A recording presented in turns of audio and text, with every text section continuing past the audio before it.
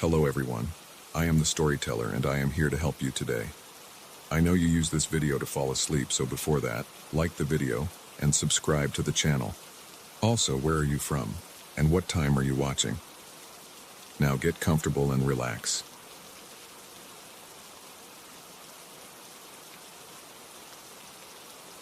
I didn't expect to see a shape moving inside my living room at 2 in the morning.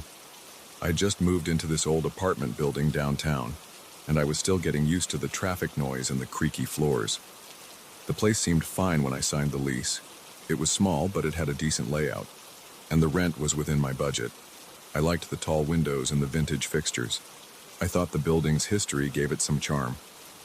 I had no idea I'd be pacing my hallway in the dark, wondering if I was losing my mind. My first few nights were normal enough. I could hear cars rushing by on the street outside at all hours, which made it hard to sleep. Sometimes I'd hear footsteps in the hallway or the elevator clunking a few floors below. The walls and floors in this building are thin, so I tried not to worry about every little sound. I'd flop onto my mattress each night, close my eyes, and eventually drift off, ignoring the background noise. On the night everything changed, I was restless. I'd gone to bed at around midnight, but I couldn't get comfortable.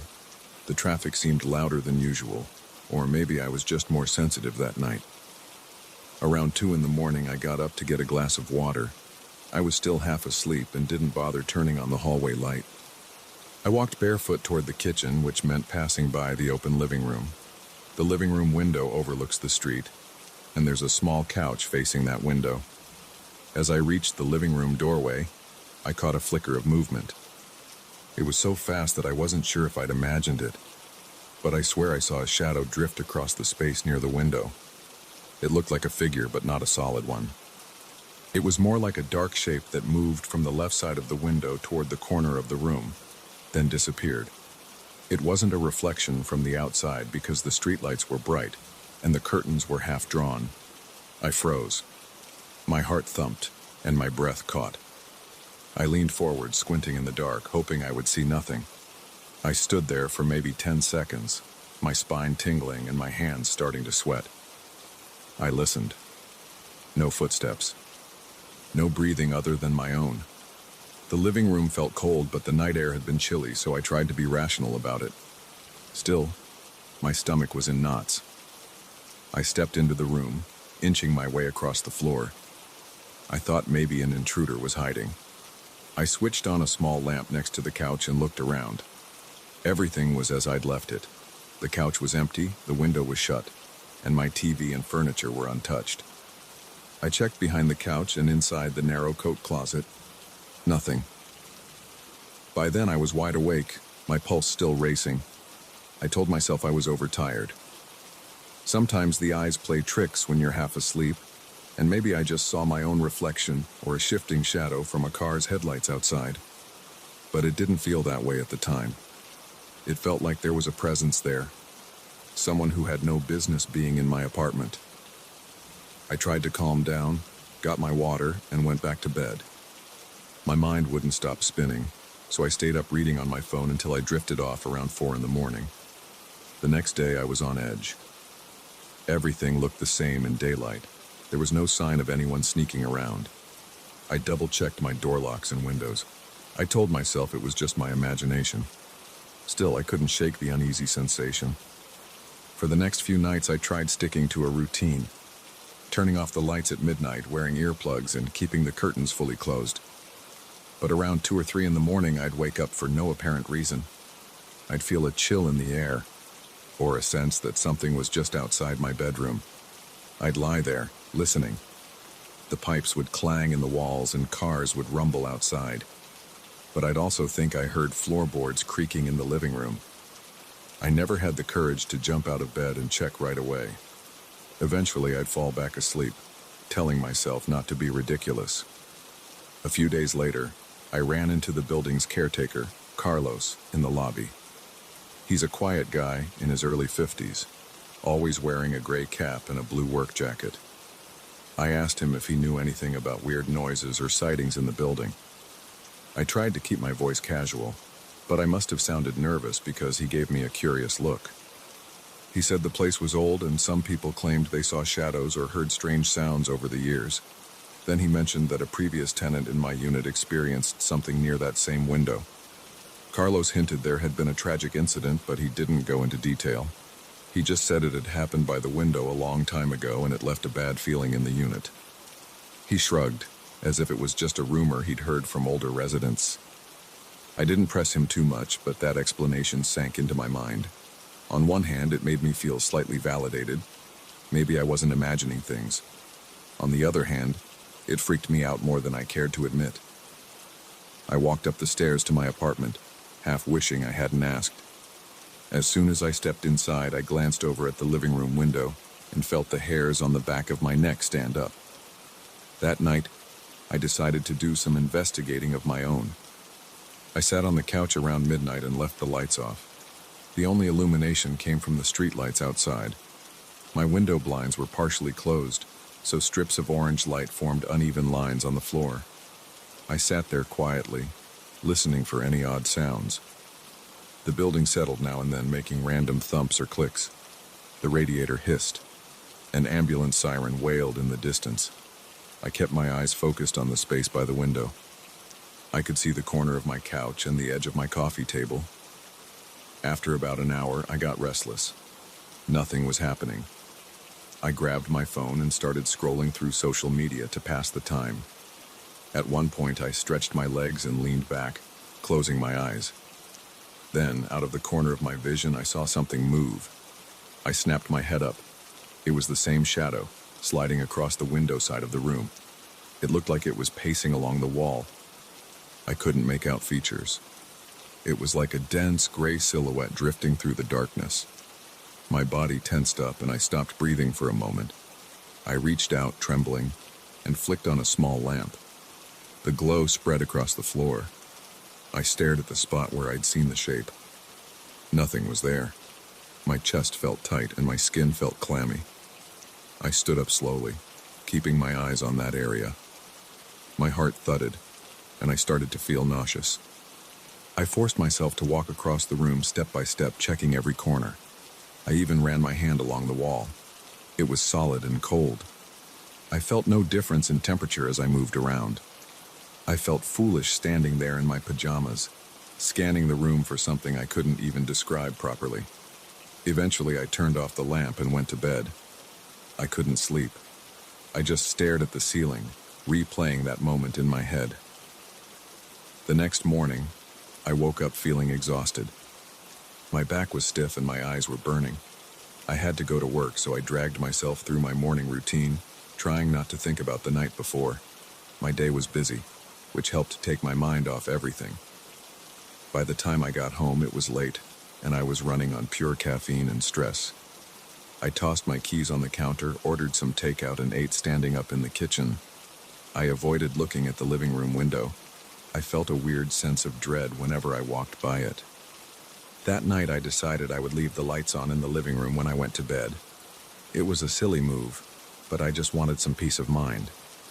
Over the next few days, I tried different things to feel more secure. I bought a small motion sensor light and put it near the window. I also set up a cheap camera app on an old tablet, aiming it toward the living room, hoping to catch something on video. I started triple-checking all my locks. Still, every night around 2 or 3, I'd jolt awake. My gut would tell me there was something just outside my bedroom door.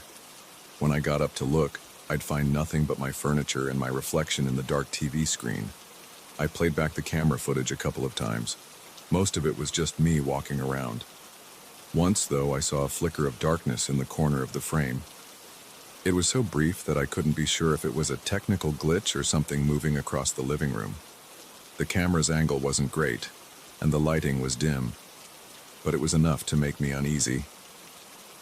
I decided to talk to a couple of neighbors. I ran into a woman who lived one floor down. She mentioned she had heard strange noises at night, but wrote them off as pipes and old building sounds. Another neighbor, an older man, said he'd heard rumors about that particular unit having some history. He didn't seem surprised when I described the shadow, but he also didn't have any concrete explanations. He just said, "This place can mess with your head if you let it." That wasn't exactly comforting. I kept thinking about Carlos's comment. He mentioned a tragic incident near the window. He didn't elaborate, and I didn't push him further. But I wondered if whatever happened had left some sort of imprint. I don't like to consider things beyond my understanding, but this was getting to me physically and mentally. My appetite was shot, my sleep schedule was wrecked, and I was jumpy all the time. I started leaving for work earlier than usual just to get away from the apartment. One night I decided I'd had enough. I wanted to face the situation head on. I turned off all the lights except for a small lamp near the window. I sat on the couch facing the window with my phone camera running in video mode. I told myself I'd wait for an hour. If I saw nothing, I'd accept it was in my head. If I did see something, I'd have proof. For the first 15 minutes, I felt tense, my back stiff and my hands clammy. The street outside was still active, so I heard engines, horns, and people talking in the distance. Sometimes headlights would flash across the window, casting moving shadows on the walls. I tried to stay calm and differentiate those normal shadows from anything out of the ordinary. After half an hour, I was feeling a little silly. I scrolled through a news app on my phone, occasionally glancing up. Then it happened. The living room seemed to dim for a split second, and I saw that same dark shape cross from one side of the window to the other. It was slow this time, like it was gliding just above the floor. My throat tightened, and my heart hammered. I could hear my pulse in my ears. I stayed completely still, holding my phone. The shadow moved toward the corner, then vanished. I realized I'd captured it on video. My phone was still recording. I didn't know if the camera would pick up the darkness against the dimly lit background, but I hoped. My immediate reaction was to jump up and back away, but I forced myself to stand up and move toward the corner where it disappeared. My legs felt like they were made of lead. I stood there, arm outstretched, pointing the phone at the corner. My breathing was shallow. I felt a slight chill in the air, but I couldn't tell if that was real or just my imagination. I reached over and flicked on the overhead light. The brightness filled the room and everything looked normal. My couch, the coffee table, the lamp, the old hardwood floor. No sign of anything unusual. My chest was pounding. I shut off the video and immediately played it back. The screen showed me sitting on the couch, then a sudden dark area near the window. It was faint, but it was there. It moved across the frame, forming a vague, human-like outline, then vanished. I had to replay it 3 times to be sure it wasn't some shadow from outside. It didn't match the pattern of passing headlights or any normal reflection I'd seen before. That was the turning point. I realized there was something in that apartment beyond my control. The caretaker hinted at a tragedy, but I never found out the exact details. My gut told me that whatever happened had left a mark in that space. I tried to live with it for a while longer, but it wore me down. I felt drained and uneasy, like I was constantly waiting for the next sighting. I never saw the shape do anything other than drift across the room. It didn't speak, didn't try to interact. It was just there, showing up in the late hours and vanishing as quickly as it came. But the effect on me was overwhelming. My sleep was terrible and I couldn't relax even during the day. I put up with it for a couple of months, telling myself I was imagining things or that it would go away if I ignored it. It never did. Eventually, I started looking for another place. I felt guilty about leaving because, aside from that one issue, the apartment was actually a decent fit. But I couldn't keep living with that tension. I gave my notice and started packing my boxes. On my last night in that apartment, I stayed in a hotel because I couldn't handle the idea of another late-night encounter. I left a note for the next tenant, just letting them know the building is old and sometimes you see strange things. I didn't go into specifics. I still think about that shape sometimes. I remember the heavy feeling in my chest, the chills, and the moment of confusion when I first saw it cross my living room. It wasn't something I can explain, but I know it was real enough to push me out of a place I thought would be my home. I haven't been back to that building since. Part of me wonders if the new tenant has seen anything. Part of me hopes it all stopped after I left, but I doubt it. Something about that corner of the living room never felt unoccupied. I still have that short video clip saved on my phone. I watch it once in a while, just to remind myself that I didn't dream it. And every time I see that faint shape gliding across the screen, I feel my stomach twist, the way it did that very first night.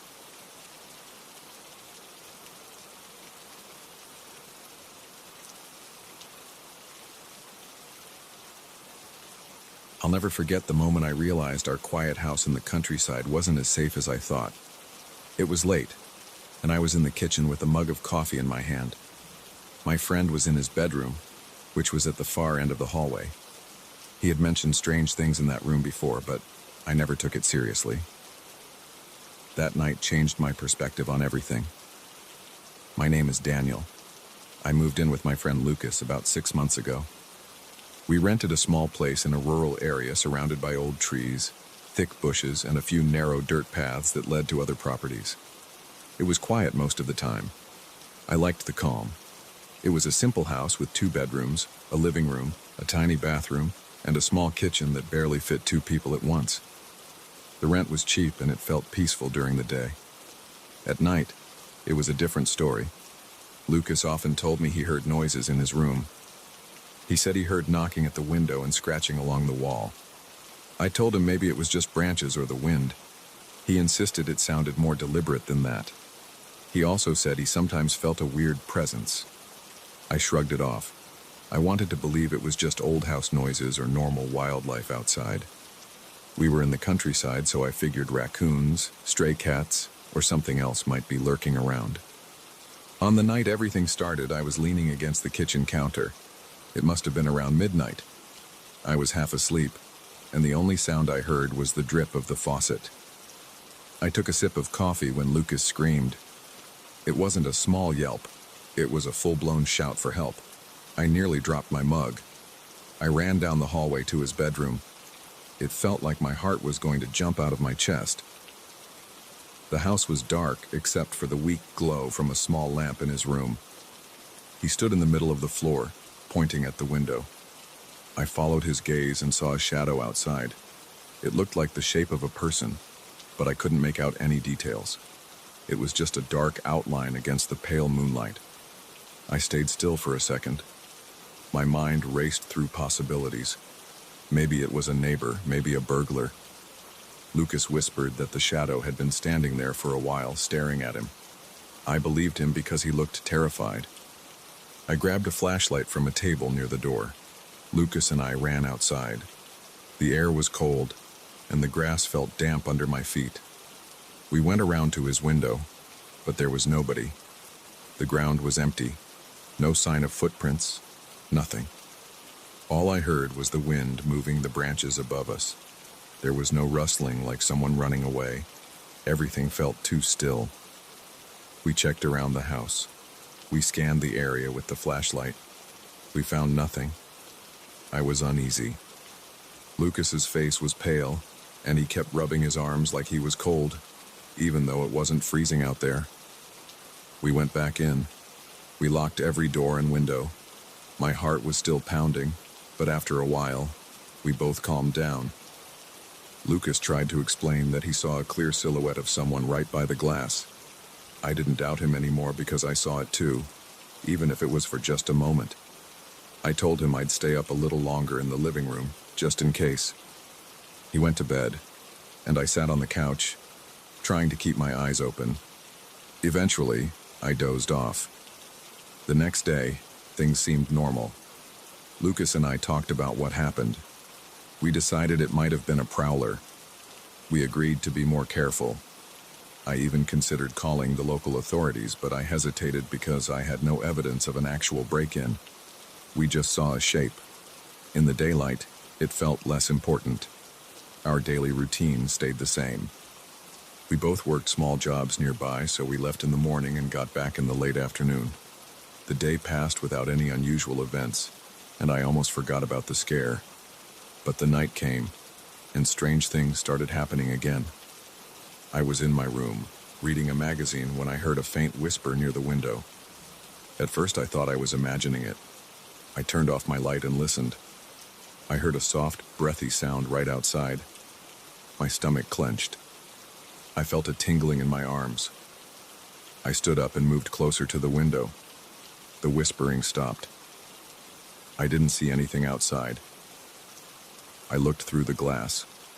All I saw was the outline of trees and the faint glow of the moon. My mouth felt dry, and I noticed my hands were shaking a little. I forced myself to breathe slowly, then went to Lucas's room. I asked if he heard anything. He said he heard whispering too, but didn't want to check because he was afraid. We decided to walk around the house together again. We grabbed flashlights and went outside. It was quiet, no wind, no animal sounds, nothing. We circled the entire property. We looked under the raised parts of the house, behind trees, and even shone the lights up into the branches. We saw no one. We heard no footsteps. We didn't find any footprints. It felt like we were alone, but we both sensed we were being watched. My skin prickled the entire time. That night, I barely slept. I kept thinking about the whispering. It didn't sound like wind or leaves rustling. It sounded too close to the window, and it felt directed at me. The next few days were tense. During daylight, everything was fine, but as soon as the sun went down, I felt my chest tighten. Lucas looked drained. He had bags under his eyes. He complained about feeling watched in his own room. He kept his curtains closed, but he told me he sometimes heard faint taps on the glass. They never lasted long. Whenever he got up to check, there was nothing. One evening, around 9, Lucas and I were in the living room watching a local channel on our small TV. The reception was bad. The image flickered. Then we heard a scratching sound on the outside wall. It moved along the side of the house. I muted the TV, and we listened. It was a slow, scraping noise that made my hair stand on end. I signaled for Lucas to stay quiet. We sat there, frozen, as the sound traveled from the living room window to the area near the back door. I got up and grabbed a heavy flashlight. I signaled for Lucas to stay behind me. When I opened the back door, the scratching sound stopped. The yard was dark, and I couldn't see beyond a few feet. I shone the flashlight around, but all I saw were the trunks of the trees and the tall grass.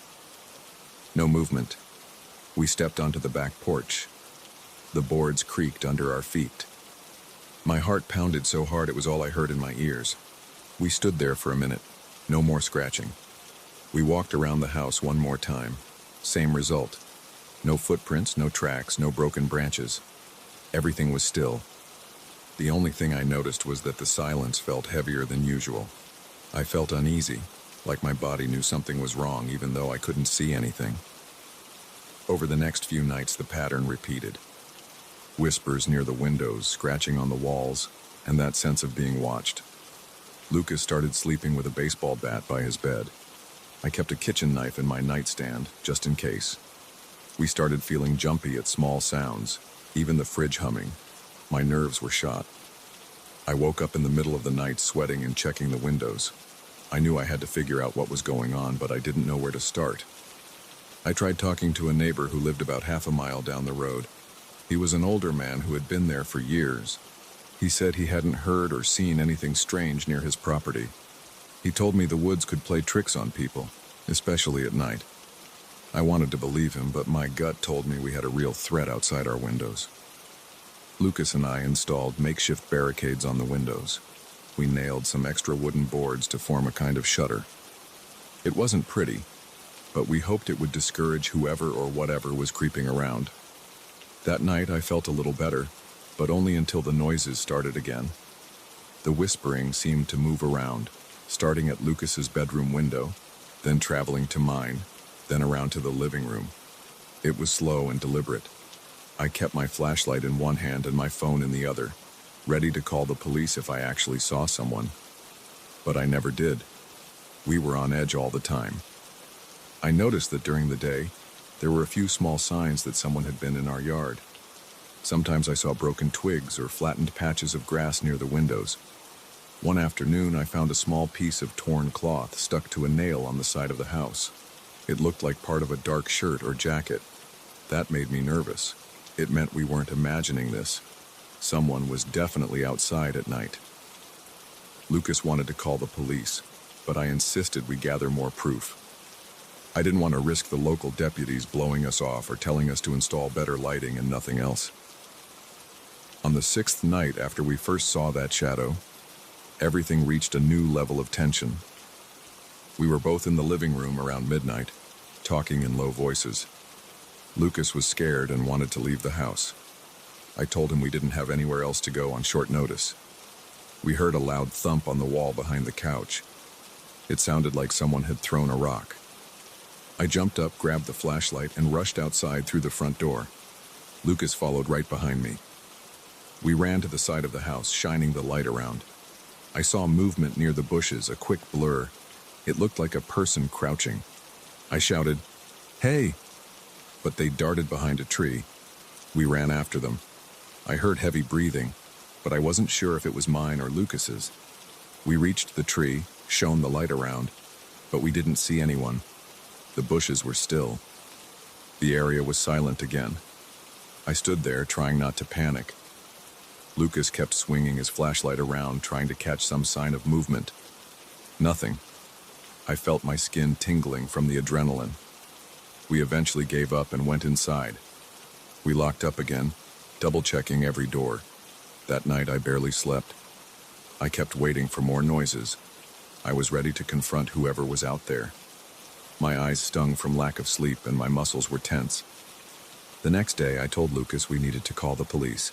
It was obvious someone was harassing us. They came that afternoon. 2 officers walked around our property. We showed them the marks we found, the piece of cloth, and told them about the whispering. They noted everything but said they couldn't do much without a real suspect or better evidence. They suggested installing cameras or getting a dog. We didn't have the money for cameras, and we weren't prepared to adopt a dog without a fence or a plan. The nights continued in the same pattern. Scratching, whispering, movement outside. Lucas started spending more nights in my room. We pushed the 2 single mattresses onto the floor in the living room sometimes just so we weren't alone. We felt safer sleeping in the same space, but it still didn't solve the problem. A few times I tried to surprise whoever it was by running out at random times during the night. I'd sprint to the back door, fling it open, and shine the flashlight around. I never caught the person. We considered that maybe it was more than one person. We had no proof, though. We never saw any footprints suggesting multiple people. We only saw the occasional flattened grass or broken twig. I remember one night around 3 in the morning, I woke up to a tapping sound at the window near the couch. I sat up, and Lucas was already awake, staring at the window. The tapping was rhythmic, like someone gently hitting the glass with a finger. My throat felt dry and my heart raced. I pointed the flashlight at the window, but the closed shutters blocked my view. The tapping stopped. We waited, silent, for something else to happen. Nothing did. Eventually, we drifted back to an uneasy sleep.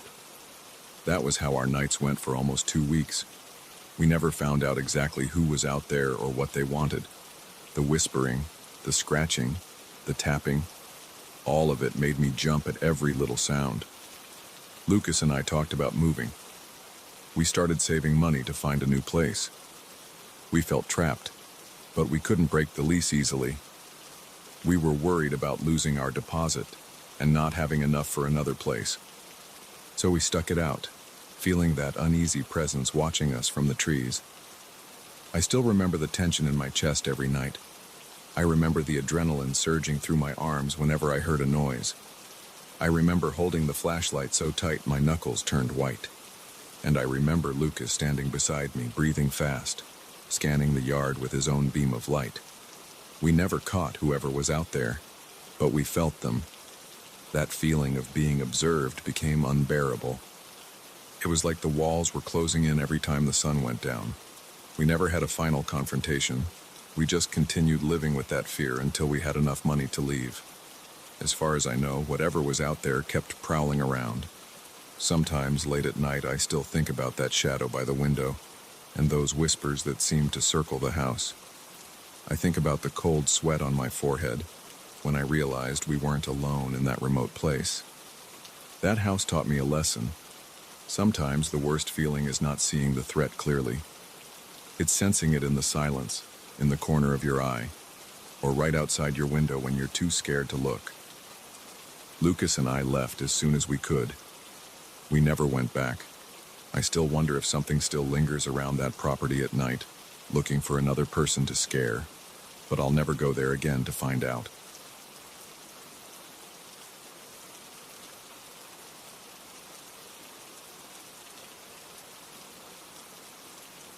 I stood at the base of the attic stairs with my stomach tight and my palms damp. My father-in-law had asked me to check for leaks up there. It sounded easy at first. I expected to see a few old boxes, some dusty shelves, maybe a cracked tile on the roof. I never imagined I'd feel the temperature drop the second I stuck my head inside that cramped space. I never expected to hear something moving when no one else was around. Now I can't shake the feeling that there's something up there. I'm not talking about a stray animal or a loose board. I'm talking about a presence I can't explain. They noticed some discoloration on the ceiling in the hallway. My mother-in-law spotted those stains a couple of weeks ago. She worried about a leak because the roof is older than I am. My father-in-law tried to check on his own, but his knee has been giving him trouble, so he asked me to handle it. I said yes right away. I don't mind helping them out. They've always been good to me, and I wanted to show I appreciated that. Plus, climbing a set of stairs and shining a flashlight around didn't seem like a big deal. I used to handle small jobs in my own parents' house, so I thought I knew what to expect. On the day I went up, I felt relaxed at first. The house smelled like coffee and cleaning products, and the sun was shining through the windows. My mother-in-law gave me a flashlight and pointed to the narrow door in the hallway. The door led to a short flight of wooden steps. Everything looked normal. The paint on the door was chipped and the metal latch felt a bit loose, but that's nothing unusual in a house this old. I opened the door, flicked on the flashlight, and started to climb. When I reached the top, I noticed a heavy, cold draft. It didn't make sense. It was warm outside, and the rest of the house felt comfortable. Up there, the air felt stale, and I got goosebumps on my arms. The first thing I did was check around the small attic window to see if it was cracked or open. It wasn't. I ran my hand along the frame. It felt solid. No air leaks that I could detect. I shined the flashlight around and saw stacks of old chairs, some broken lamps, a couple of trunks, and a wide assortment of worn-out boxes. Dust was everywhere, swirling around in the beam of my light. The rafters looked okay on my first pass. I didn't see water dripping, but I wanted to be thorough. I crouched down near a corner where the ceiling below had the most noticeable stain. I pushed aside a small chest and some rolled-up rugs. My knees pressed against the rough floorboards. I brushed away cobwebs and tried to see if there was any moisture. Nothing seemed wet. I ran my fingers along a support beam. It was dry. I felt relieved for a moment. Then I heard something scrape across the floor on the opposite side of the attic. It was a slow, dragging sound like someone sliding a piece of furniture. My heart pounded. I froze for a second, holding my breath. I listened hard, but I didn't hear it again right away. I told myself it might be my imagination. Maybe the wind was shifting something, or the house was settling. But it felt different, like something deliberate. I decided to check it out, partly because I needed to be sure there wasn't a leak on that side of the roof, and partly because I wanted to calm my nerves. I shined the flashlight along the floor, stepping carefully so I wouldn't trip. The attic boards creaked under my weight, and the dust rose in small clouds. As I got closer to the far side, I noticed several heavy pieces of furniture, a tall wardrobe, an old desk, and a pair of large wooden chairs.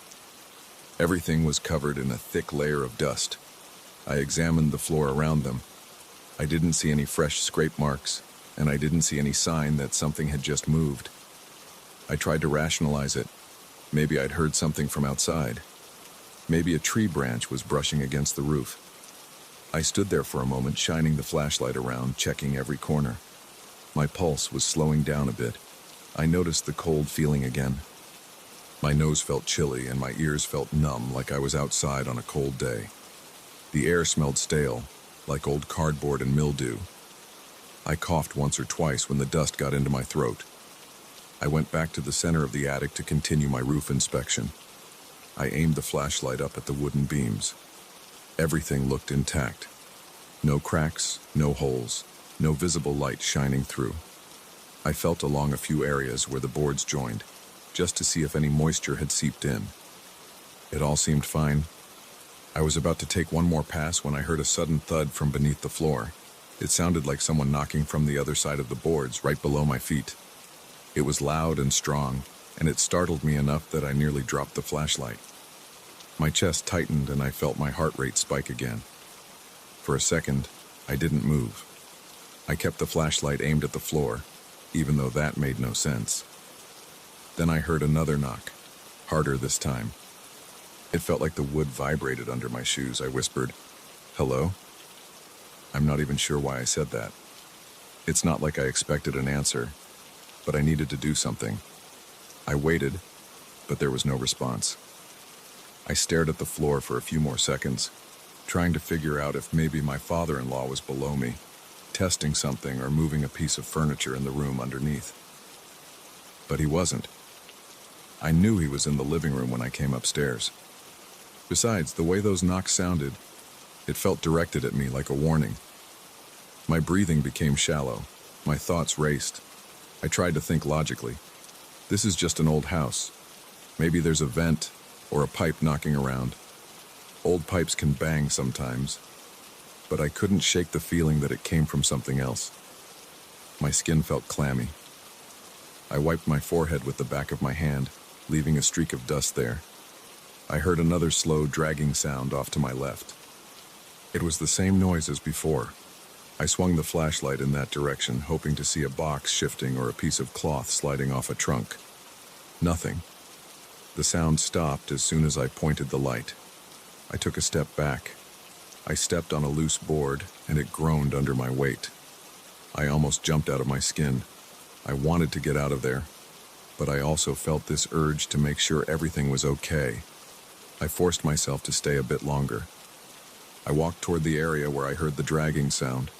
The dust felt thick in the air, and I could taste it on my lips.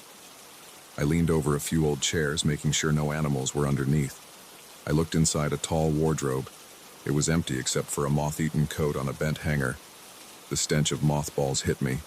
I checked under a small table covered in stacked newspapers. I found nothing except a few spiders. Then I heard that heavy knock again, directly under my feet. My chest went cold. This time I didn't call out, I just froze. The knock came 3 times in quick succession. Bam, bam, bam. It echoed through the wood. My heart thudded so hard I could feel it in my temples. I decided I'd had enough. I'm not a trained professional in anything supernatural or weird. I was just there to check a leak. If there was something else going on, it wasn't in my job description. I backed away from that spot, trying not to make any more noise. It's silly, I know, but I didn't want to draw attention to myself, whatever that means. My flashlight flickered for a second, so I smacked it with my palm. It stayed on, but it gave me a fresh jolt of panic. I turned around and practically jogged toward the stairs. My legs felt shaky and my shoulders were tense. As soon as I reached the top of the staircase, I shut off the flashlight and hurried down. I almost tripped on the last step because I was moving so fast. When I opened the attic door, my mother-in-law was standing in the hallway. She looked at my face and asked, "Are you okay? You look pale." I couldn't hide it. I was breathing heavily and I must have looked spooked. I told her I was fine, just a bit winded from the dust. She could tell something was off, but she didn't push me. She asked if I found the leak. I said I didn't see any water up there. I told her I didn't notice any holes in the roof. She nodded and said she would call a professional roofer to take a better look. That was the last time I went into that attic. Since then, every time we visit, I avoid that door. I don't even glance in its direction. If they ever need something stored up there, I make an excuse or say I'm busy. I know they're curious about why I'm so jumpy, but I haven't shared all the details with them.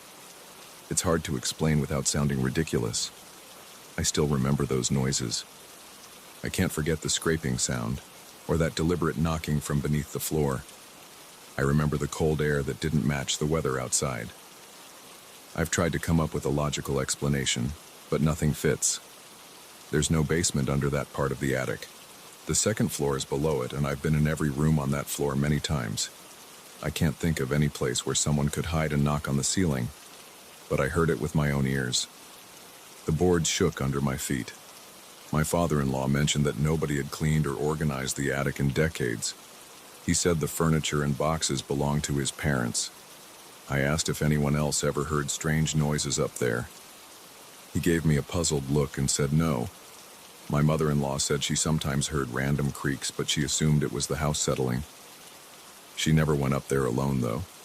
She said she didn't like the smell and the dust. After that day, I started sleeping poorly whenever we stayed at their place. I'd hear little noises at night, a tap here or a creak there, and my mind would start racing. I'd sweat in bed, thinking about that cold air in the attic and the knocks that seemed aimed at me. My wife noticed I was on edge, but I told her I was stressed about work. I didn't want to bring her into this. She has enough on her plate. One afternoon, about a week after my incident in the attic, my father-in-law decided to have a roofer come by. I stayed at the house that day, but I refused to go upstairs with them. The roofer and my father-in-law climbed up the steps, and I waited downstairs with my mother-in-law.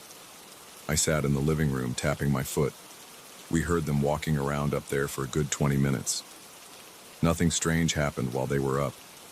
I didn't hear knocks or dragging sounds. Later, the roofer said the roof was old but intact, no major leaks. He recommended some patchwork around the chimney, but that was about it. My father-in-law seemed relieved. I was quietly uneasy. I kept wondering why nothing happened when they went up. Did I imagine everything? It didn't feel like my imagination. I still remember my heart pounding and my throat going dry.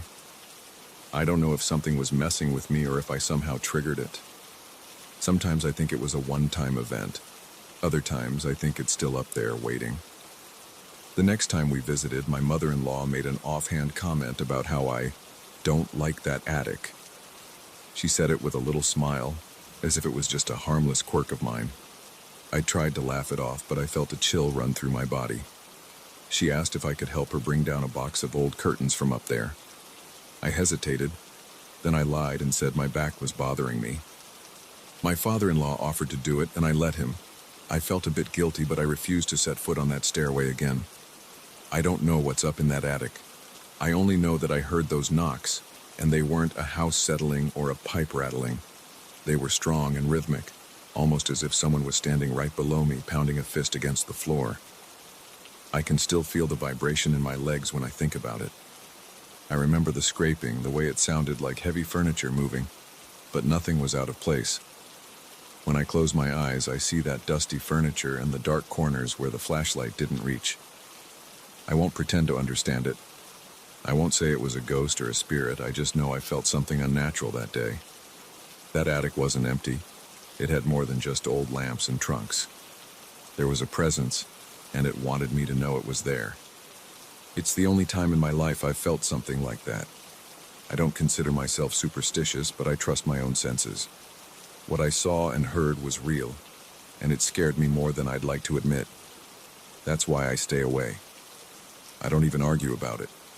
If anyone asks, I say I'm not comfortable going up there, and that's the end of it. Sometimes I see my father-in-law look at me with concern. He probably thinks I had some kind of panic attack or that I'm claustrophobic. I don't argue or try to correct him. It's easier to let them think that. Even now, whenever I step into that hallway and see that attic door, my chest tightens. I remember the dusty smell, the cold air, the sudden knocks. My mind replays the scene, and I can't help but feel that whatever is up there is waiting for me to come back. But I won't. If they want someone to check on that attic again, they'll have to find another volunteer. I'm done. I might help fix leaky faucets or replace light bulbs, but I'm never going up those stairs again. And whenever I hear a strange noise at their place, I keep my mouth shut. I act like I didn't hear a thing, because I don't want to invite that presence back into my thoughts. I'd rather stay out of that space entirely. That's the truth about what happened. I don't have a dramatic conclusion or a neat explanation. All I can do is tell you what I experienced. And that experience was enough to keep me away for good. If there's something hidden in that attic, let it stay there. I have no interest in finding out what it is. I just know I felt its cold presence, heard its pounding, and sensed its intention to scare me off. It succeeded. I'm gone, and I'm not going back. And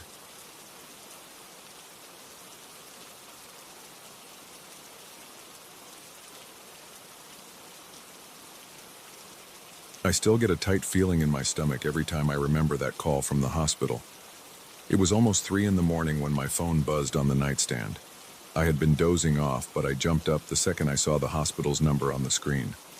My aunt was there for a high-risk surgery, and the nurse on the other end said her condition had gotten worse. She told me to hurry if I wanted to see my aunt. I didn't think twice. I threw on some jeans, grabbed my keys, and drove to the hospital as fast as I could. When I walked into the lobby, the main lights were dim. The receptionist looked half asleep. There was a faint smell of bleach in the air. The hallway stretched out in front of me with a row of flickering fluorescent lights. A cleaning cart stood near the elevators. I noticed the hush in the place right away. At that hour, I usually saw a few nurses or maybe another relative in the waiting areas, but that night, everything seemed empty. The only sound was the squeaking of my shoes on the polished floor. I stepped into the elevator and pressed the button for the 4th floor where my aunt's room was. My mind was spinning with worry about her. I was also remembering the stories one of the night shift nurses liked to share. He was always talking about strange things people saw on certain floors at odd hours.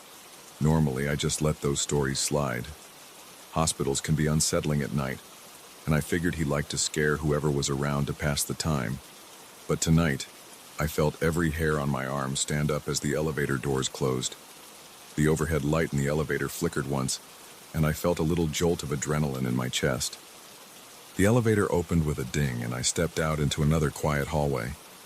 I smelled coffee from the small staff station to my left. Across from that, there was a series of patient rooms, all with the doors partially shut. My aunt's room was at the end of that hall, next to a window that faced the parking lot. I could see a dim glow from the street lamps outside. As I started walking toward her room, I noticed something out of the corner of my eye. At first I thought it was a reflection on the window, but then I looked more carefully and realized it was a figure at the far end of the corridor, near the intersection that led to the surgical wing. I stopped moving for a second. My hand was gripping my phone so hard it hurt. The figure looked like a woman in a hospital gown standing with her back turned to me. The gown was that pale blue color, the kind with a simple pattern on it. Her hair looked a bit messy and her skin seemed almost too light. I wanted to call out, but my throat felt tight. Instead, I took a step forward, trying to see if maybe it was just a patient who was up and walking around. That happens sometimes, but as soon as I blinked, she was gone. The hallway was empty again. I felt my heart pounding in my ears. I thought maybe I was just tired or imagining things. It was 3 in the morning, and my head was full of worries about my aunt. I kept walking, but my legs felt a little shaky. I glanced back a few times, but the corridor stayed empty. When I reached my aunt's room, a nurse was there checking her vitals. My aunt was asleep or unconscious. I couldn't really tell. The machine next to her bed beeped in a slow, steady rhythm. The nurse told me her blood pressure had dropped, and they were trying to stabilize her. I stood there for a moment, feeling useless. My aunt's face looked pale under the harsh overhead light. There were dark circles under her eyes. I took her hand, but she didn't move. The nurse left to get the doctor, and I stayed by the bed. I could hear the air conditioning vent humming. My aunt's chest rose and fell with each breath. I thought about that figure I saw in the hallway. I wanted to chalk it up to nerves, but something about it kept nagging at me. Her shape, the way her outline flickered for a split second, none of it felt normal. I realized I was sweating a bit, even though the room felt cold. A few minutes later, the nurse came back with the doctor. He checked my aunt's condition and gave me a quick update. He said she was stable for the moment, but they would keep a close watch on her through the night. I nodded and thanked him. Then they left, and I was alone with my aunt again. I pulled a chair close to her bed and tried to get comfortable. I sent a quick message to my mother, letting her know I was at the hospital and would update her soon. Then I just sat there, staring at the monitors, listening to the steady beeping. Every once in a while, I thought I heard footsteps in the hallway, but when I looked, no one was there. After about half an hour, I decided to step out and get some water from the dispenser near the nurse's station. My throat felt dry. And I also wanted to see if the nurse I knew, the one who told ghost stories, was around. Sure enough, I spotted him leaning against the counter, typing something on a computer. He gave me a polite nod when he saw me. He asked me how my aunt was doing, and I told him she was still in the same condition. Then, without waiting, I asked him about the stories he used to tell. I said, "Remember those things you mentioned about strange figures roaming the halls at night? Do people really see stuff, or is it just for fun?" He looked at me and paused. Then he closed the computer screen and turned to face me. He said he didn't know every detail, but he'd heard about a ghostly woman who sometimes appeared when patients were in critical shape. People described her as wearing a plain hospital gown with pale skin. Some folks swore she drifted across the floors in the early hours, almost like she was checking on patients. Others thought she was a warning or a sign that someone's health was about to worsen. He called her the Spectre. It was an old story passed around by night staff. I felt a chill run down my arms when he said that. I didn't mention that I might have seen her. I just nodded, trying to keep my expression neutral. He noticed my reaction, though, because he leaned in a bit and asked if something had happened. I told him I thought I saw someone at the end of the hallway, but I wasn't sure. He didn't laugh or act surprised. He just told me these sightings came and went. Some nights no one saw anything. Other nights, a random staff member or relative would mention a strange figure. He said he'd never seen it himself, but knew a few people who swore by it. I took a sip of my water and felt my mouth go dry again. I asked him straight out, "What does it mean if you do see it?" He gave a slight shrug and said some believe it's a sign of trouble or a kind of message. Others think it's just a restless spirit with no particular meaning. But he did say that most of these sightings happened on nights when someone was in a serious condition. I didn't know how to respond to that, so I just nodded and stood there thinking about it. I thanked him for his time and went back to my aunt's room. I noticed my hands were shaking a bit when I reached for the door handle. I told myself to calm down. All the talk about ghosts and apparitions might have been feeding my anxiety. Maybe I just saw some reflection or a shadow, but a part of me couldn't let it go. That image of the woman was clear in my head, even though it only lasted a moment. Inside the room, the light seemed harsher than before. I sat down, trying to block out any spooky thoughts, but the beeping of the machines felt louder.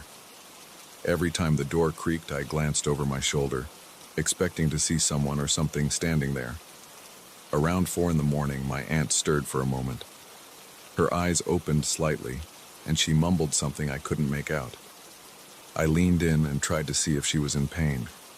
She seemed disoriented. Then she drifted off again. I felt a wave of relief seeing her move at all. At least she wasn't completely unresponsive. I decided I needed a break from the room. The nurse said it was fine if I walked around the floor as long as I stayed close. I left my aunt's room and turned down the hallway where I'd first seen that figure. It was quiet, just a faint hum from the ceiling lights. I passed by a few doors with signs like diagnostic imaging and supply room. I reached the end of the corridor, where there was a window overlooking the empty parking lot. I stood there, staring at my reflection in the glass. My face looked tired. My eyes were bloodshot. Then I heard a light shuffle behind me. I spun around. Nothing. The hallway was empty, but I had this prickling feeling on my neck, like I was being watched. My heart was pounding. I took a slow breath and told myself to relax. Maybe it was just the air conditioning kicking on. I walked back toward the main corridor. The overhead lights flickered again, just once. Then everything looked normal. As I approached the nurse's station, I heard the nurse call my name. She said my aunt needed another assessment. A different doctor had just arrived. I hurried back to the room, and the doctor was checking my aunt's pulse and blood pressure. I saw the nurse adjusting the IV. The doctor said they were doing everything they could to help her recover from the surgery. I thanked them again, feeling a heavy weight in my chest. I stayed by my aunt's bedside, hoping she would open her eyes again. Time moved slowly. I tried to distract myself by reading some messages on my phone, but it was no use. I felt restless. After an hour or so, the doctor said they needed me to step out so they could run a few more tests. I waited in the hallway, pacing back and forth. I glanced at the empty chairs in the waiting area. A vending machine hummed in the corner, offering stale snacks and sugary drinks. I put some coins in and got a bag of crackers I didn't really want. I just needed something to do with my hands. That was when I thought I saw her again, just a quick flicker of movement near the corner of the corridor. I snapped my head in that direction, and there she was. A woman in a light hospital gown, standing impossibly still, her face extremely pale. Her features looked blurred in the low light, but I could see she had dark circles around her eyes.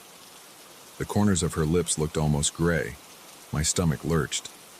I felt cold sweat trickle down my forehead. I took a step forward, and she flickered out of sight. I heard my own breathing, fast and shallow. I felt my heart pounding so hard I thought my chest might explode. I stayed frozen for a few seconds, scanning the hallway for any sign of her. Nothing. No footsteps, no door opening or closing. I wanted to call the nurse over, but I felt silly. I kept thinking, am I hallucinating? I rubbed my eyes and stood there listening to the distant beep of machines. Finally, I forced myself to walk back to the nurse's station. I saw the night shift nurse with the ghost stories, and I pulled him aside. I said, I saw her again. He didn't look surprised. He just asked if I was okay, if I felt dizzy or needed to sit down.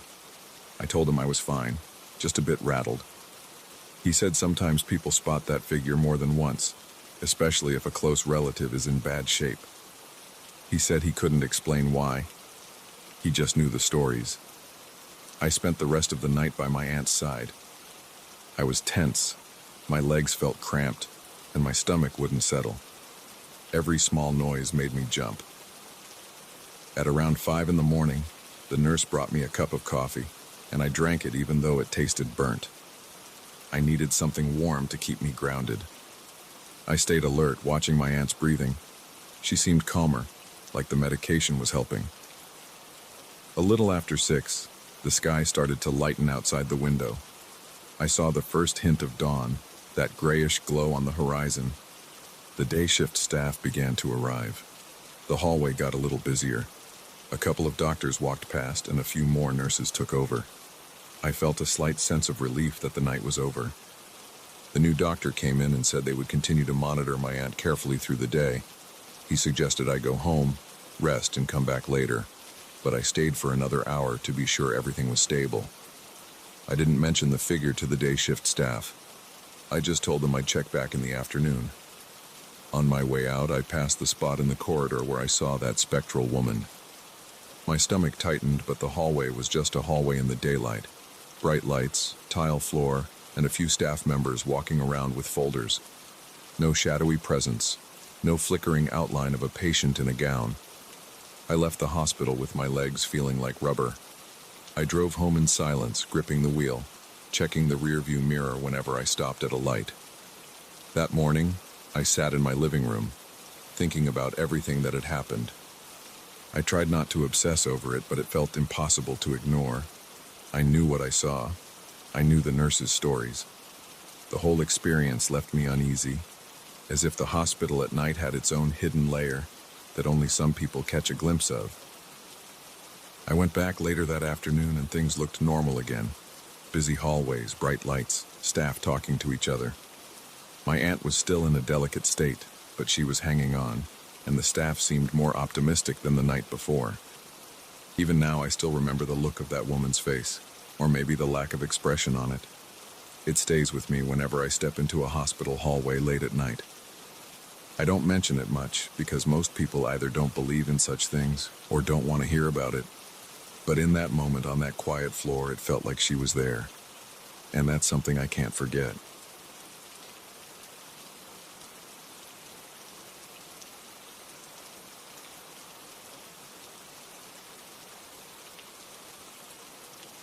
I still remember that late afternoon when I decided to explore the abandoned quarry.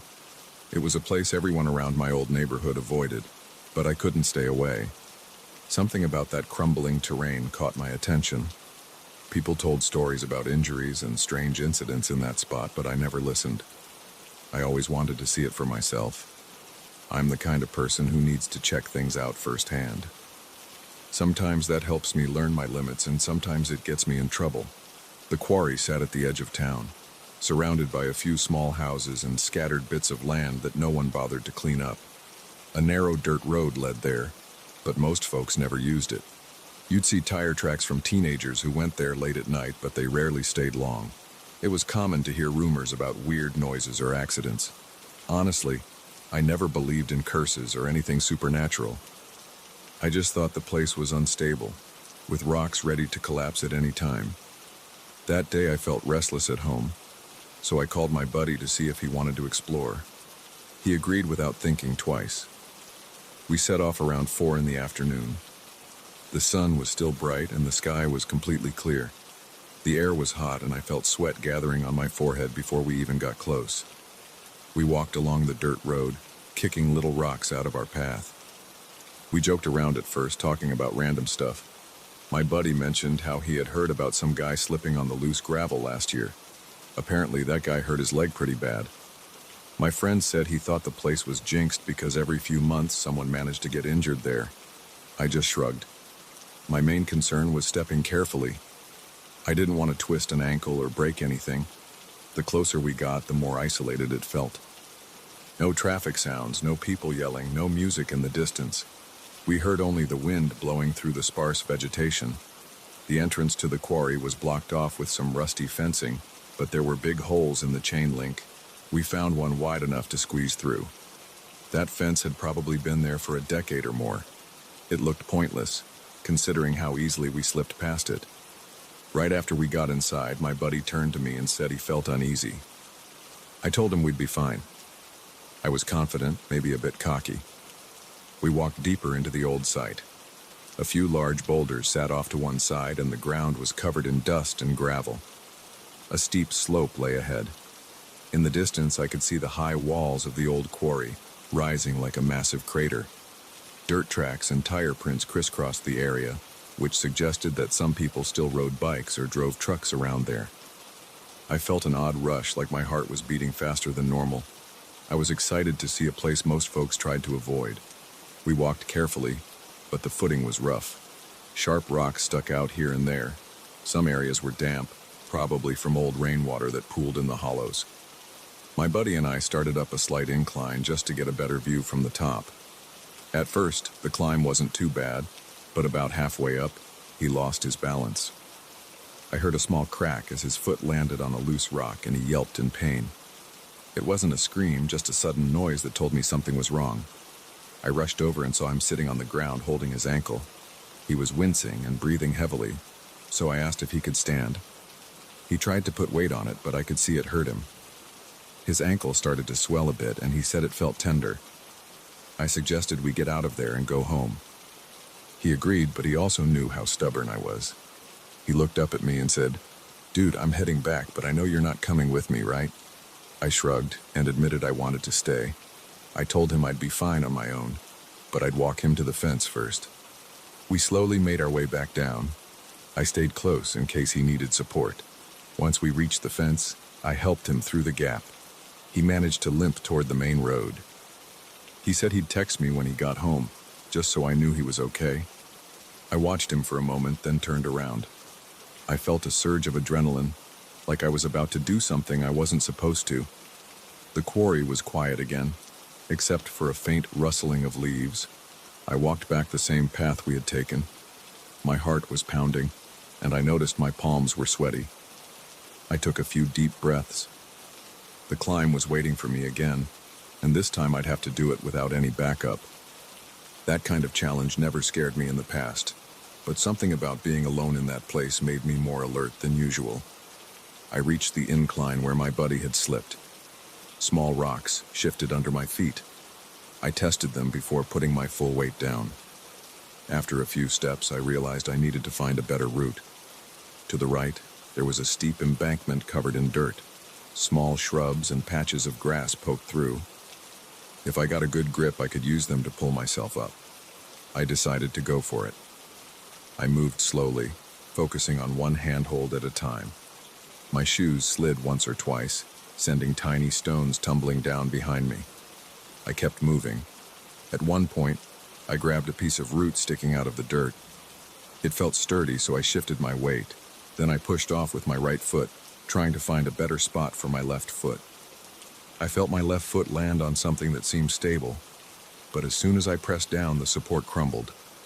My legs slid out from under me, and my chest lurched forward. For a split second, I thought I was done for. There was nothing beneath me but a drop of several feet. My arms flailed. Dirt rained down, and I felt a rush of air on my face. My body tensed up. My heart pounded so hard, it was all I could hear. Right then, I felt a strong pressure on my back. It was like a firm hand pushing my spine, right between my shoulder blades. It shoved me forward just enough for my foot to catch another patch of dirt that didn't give way. My left foot landed, and I stabilized myself. I gasped, trembling, with a cold sweat breaking out on my forehead. For a second, I just froze there, trying to catch my breath. That pressure on my back was unmistakable. It felt like a person had pushed me. The spot on my back was warm, and my skin tingled where it touched me. As soon as I realized what happened, I whipped my head around. I scanned the area, but I saw nothing. There was no one behind me. No movement, no shadow of a person. There was only the quiet slope, a few clumps of grass and scattered stones. My heart rate shot up even more. I got goosebumps on my arms. My chest felt tight. I looked around again, hoping I'd see a hiker or an animal that might have bumped me. But there was nobody there. The wind wasn't even blowing that strongly. I felt kind of dizzy, like I couldn't trust my own senses. I pressed my hand to the spot on my back. It still felt warm, and I noticed my hand was shaking. I tried to rationalize it. Maybe a rock had fallen in just the right way and knocked me forward, but that didn't make sense. The pressure was too precise. It felt exactly like a hand. I took a moment to calm down. My breathing was rapid, and I could feel my pulse racing. I glanced down the slope. I had almost tumbled down. It was a rough drop, full of rocks that looked sharp. If I had fallen, I could have been seriously hurt. My mind spun with questions I couldn't answer. I decided to keep going because climbing back down that slope felt more dangerous than going up. I clutched onto the sturdier clumps of grass and used the edge of a small boulder as leverage. I pulled myself up inch by inch until I reached a flatter area. Once I stood on level ground, I paused and looked around. The top of the quarry offered a wide view of the entire expanse. The wind blew dirt across the open area, creating a kind of low haze. Everything was still except for that shifting dust. I walked around the edges, careful to avoid any sudden drop-offs. Every few steps, I looked over my shoulder. I felt like I wasn't alone, even though I couldn't see anyone. My heart was still beating hard, and my legs felt unsteady. I didn't want to stay there any longer than necessary. I wasn't enjoying the exploration anymore. I just wanted to confirm there was truly no one else. So I walked to the far side, checked around some boulders, peeked behind a rusted piece of metal that might have been part of old equipment. There was nothing but rubble and weeds. I stood there, panting quietly, and realized my shirt was soaked in sweat. My mouth felt dry. I wanted to believe everything that happened was just a freak accident, but deep down I knew I had felt a hand on my back. It hadn't been a gentle breeze or a sliding rock. It was a push, firm and undeniable. I started to feel a twinge of panic, so I decided it was time to leave. I wiped my forehead with the back of my hand and tried to steady my breathing. The place was silent, except for my footsteps. The route down was on the other side, where there was a gentler slope. I took it slow, keeping my center of gravity low. I placed each foot deliberately, testing the ground before stepping. As I made my way down, I kept glancing around, half expecting to see a face or a figure. My stomach was in knots, and my muscles felt tense. I hated that feeling of not having a logical explanation. I usually trust what I see and feel, but this time, my senses were in conflict with my brain. About halfway down, the wind picked up. Dirt particles hit my face, stinging my cheeks. I blinked and covered my eyes. Little pebbles rolled past my feet. I moved slower, leaning forward to keep my balance. My heart rate started to settle a bit, but I was still on edge. I listened for any sound that might hint at another person nearby. I heard nothing except my own breathing and the soft crunch of gravel under my shoes. Once I reached the bottom, I took a moment to look back up at the slope. The late afternoon sun cast long shadows across the rocks. It felt like the entire place was watching me, even though there was no one. I exhaled hard. My legs shook and my hands felt clammy. Then I turned away and headed for the fence. The walk back felt longer than before, like my footsteps dragged with each step. I kept replaying that moment in my head, my foot slipping, my body falling forward, and that push on my back. The fence came into view, its rusted edges and broken links looking more inviting than ever. I squeezed through the gap, careful not to snag my shirt. Once I was on the other side, I felt like I could breathe easier. I shook the dust off my pants and wiped the sweat off my brow. I didn't know how to explain what happened. I still don't. I knew I wasn't just imagining it. The feeling was too real.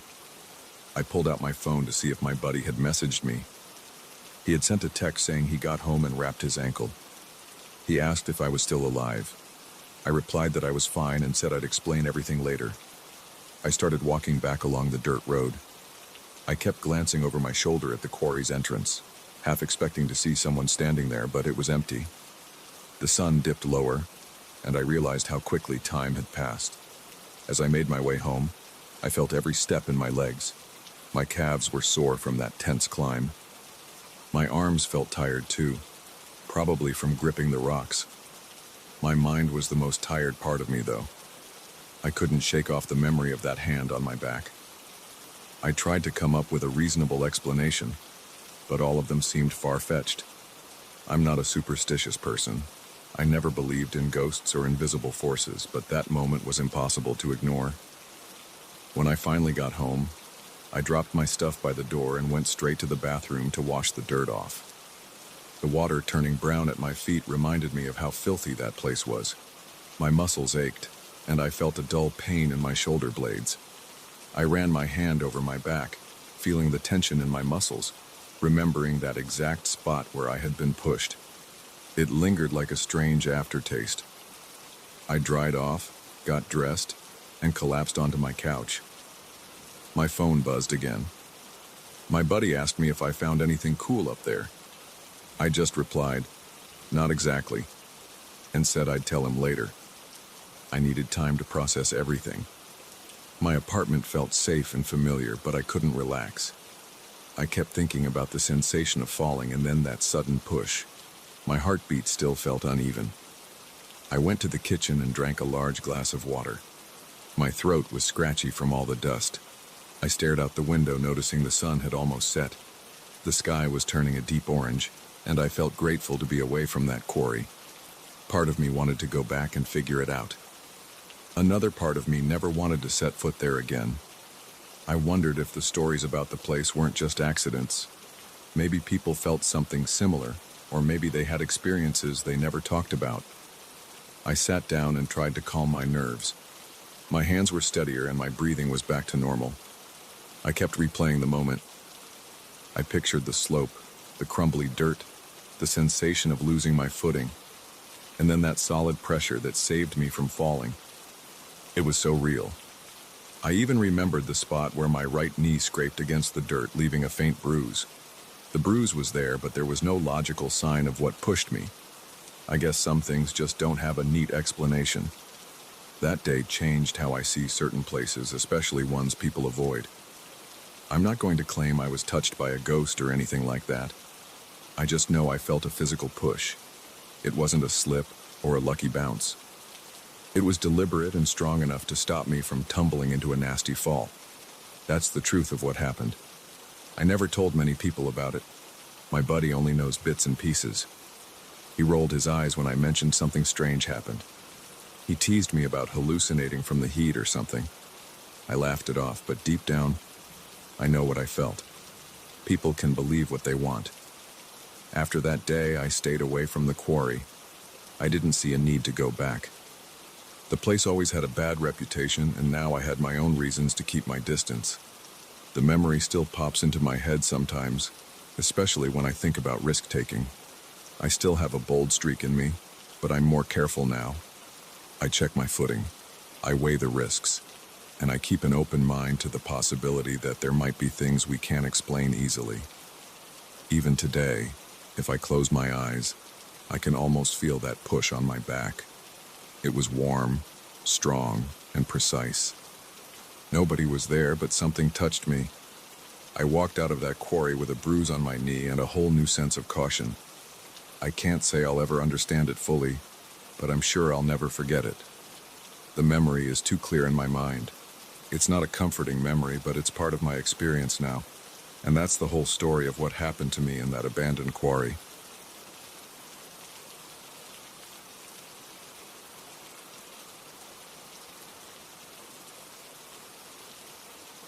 I still remember the moment I looked at those photos and felt my stomach drop. I wasn't expecting anything weird. My brother and I had just finished painting the storefront.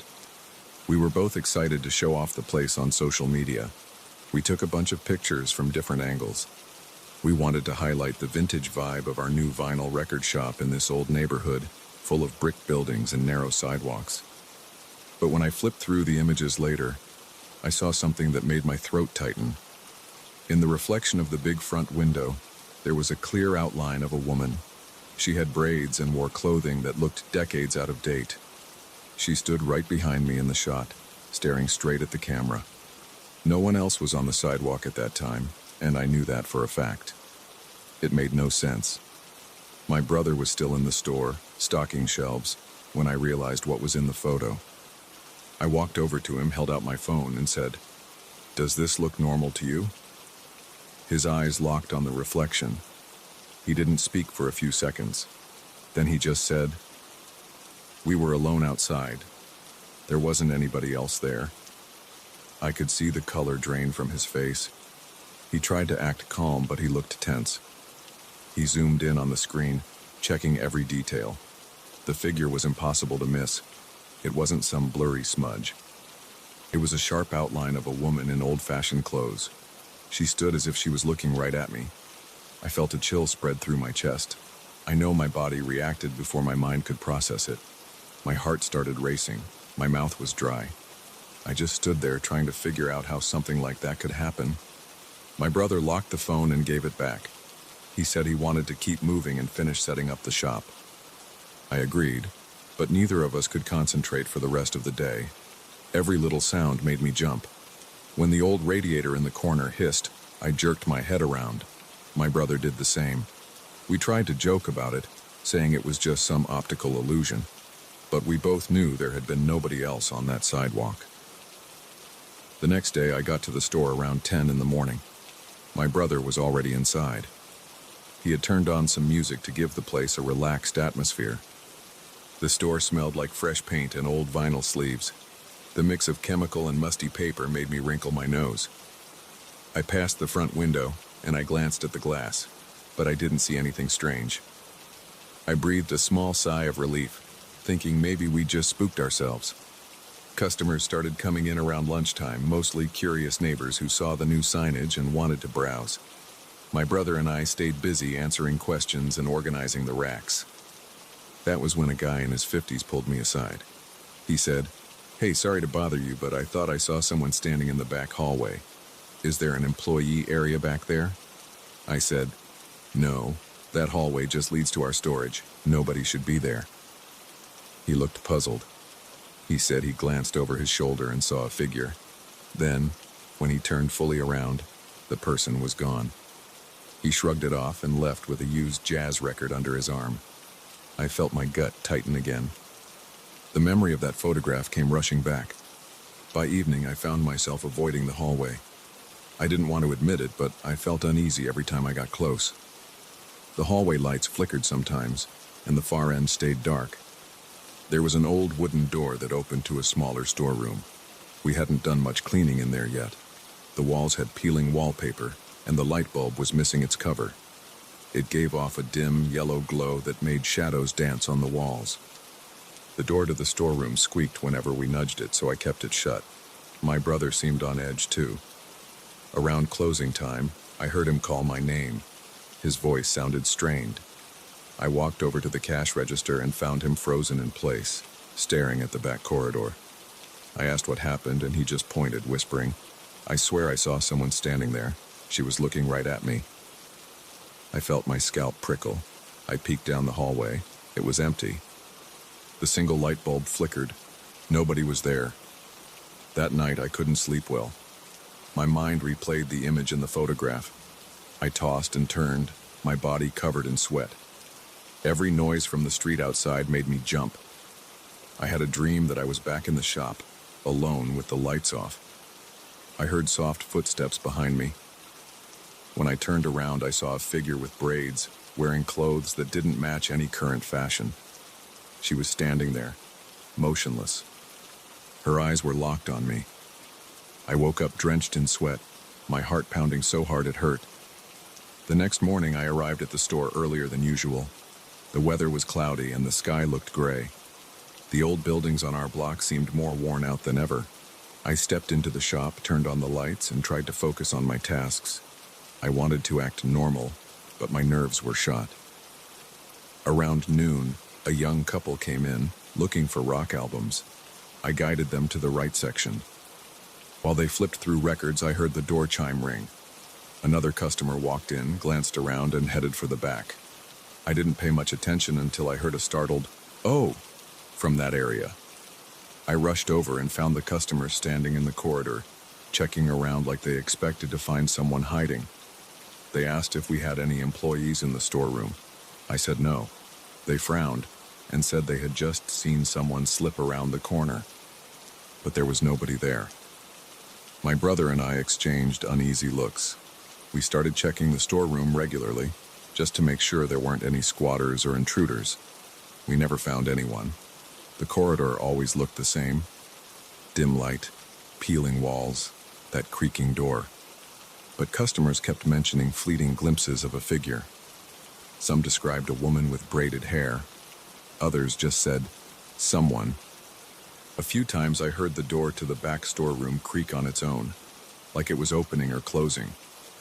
When I went to check, it was always shut tight. My skin crawled every time I walked down that hallway. One evening after closing, my brother suggested we spend some time in the back storeroom to see if we could catch something in the act. It sounded terrifying, but I agreed because I wanted answers. We locked the front door, turned off most of the lights, and sat on two old stools in the storeroom. The single light bulb hummed above us. The walls were stained and cracked. The floor was cold concrete. We didn't speak much. I could hear my own breathing, and I tried to keep it steady. After about half an hour, we heard soft footsteps in the hallway. They sounded light, almost like someone trying not to be heard. I felt an electric jolt through my body. My brother's eyes were wide. I whispered, "Hello?" No one answered. The footsteps stopped. We both stood up, my brother clenching his jaw. We stepped into the corridor, peering around. The flickering light made everything look jumpy. We saw nothing. Then the door behind us squeaked. We turned around. It swung an inch or two as if pushed. We both froze. I felt goosebumps all over my arms. He motioned for me to stay put. He tiptoed back into the storeroom and checked behind every box. Nobody was there. I felt my heart thundering. I just wanted to get out of there. But we stayed a bit longer just in case. Nothing else happened that night. We left feeling on edge and exhausted. The next few days were less eventful. We kept hearing from customers that they saw something in the back, but it never escalated beyond fleeting sightings.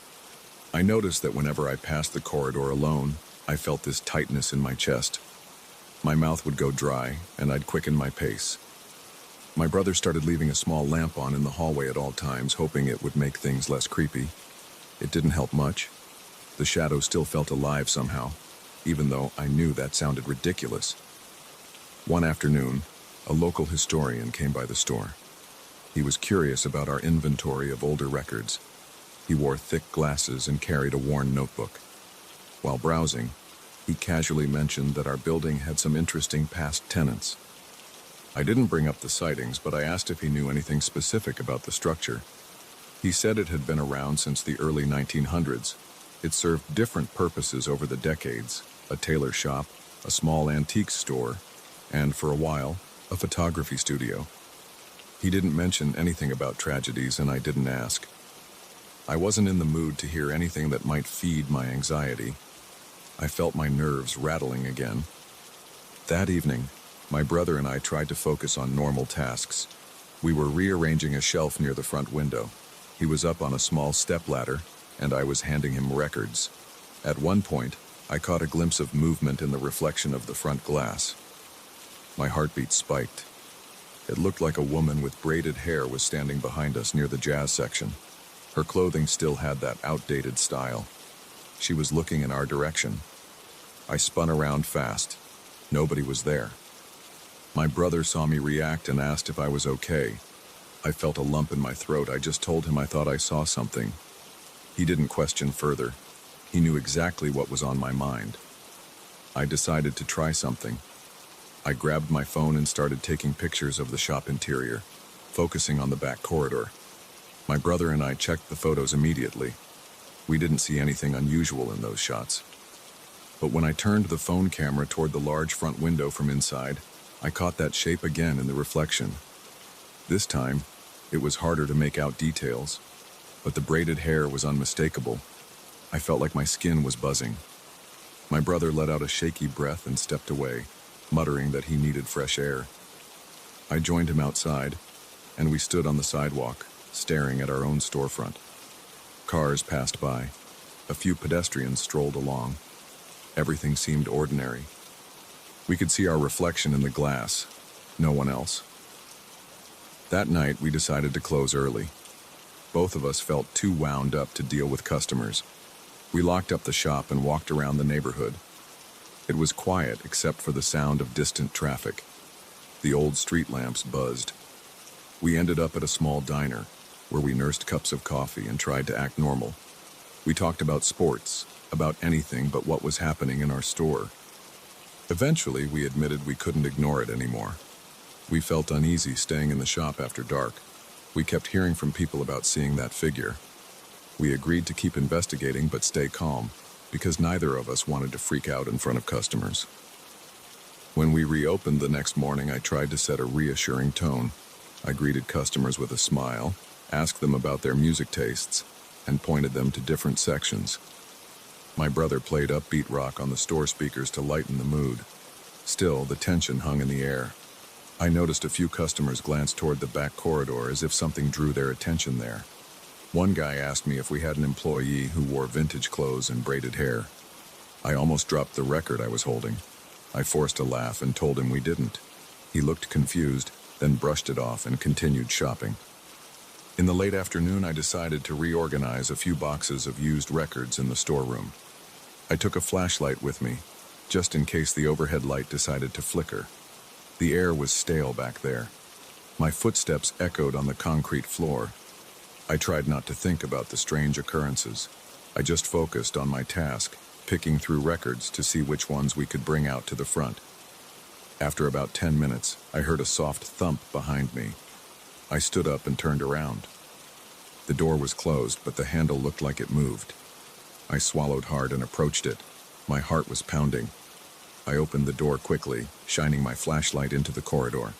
It was empty. Then, out of the corner of my eye, I caught a shape move by the front of the store.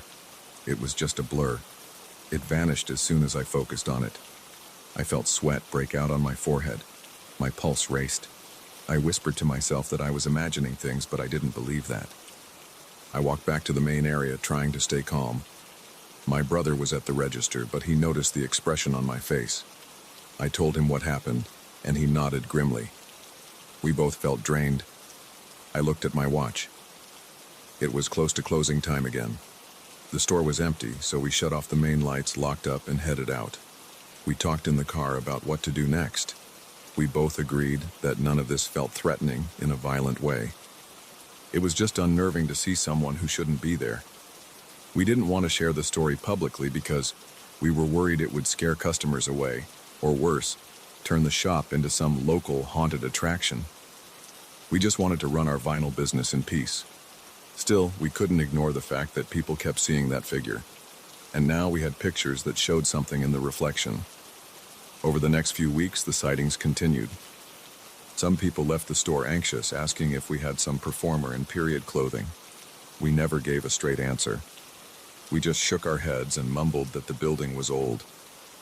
My brother and I did our best to stay professional, but the tension wore us down. Some nights I'd walk to the front door, double-check that it was locked, and catch a glimpse of movement in the glass. My own reflection sometimes made me jump. Then I'd see nothing else there. Eventually, I stopped trying to take pictures. Seeing that figure in photographs made it too real. I felt less nervous if I convinced myself it was all in my head. My brother tried a similar strategy. We focused on selling records, chatting with music enthusiasts, and ignoring any mention of a presence in the store. But every once in a while, I'd sense someone standing behind me, and I'd spin around, heart racing. The corridor would be empty, but I'd feel that creeping sensation crawl up my spine. I never found a perfect explanation. The store is still open. The sightings haven't stopped entirely, but people seem to brush them off more easily now.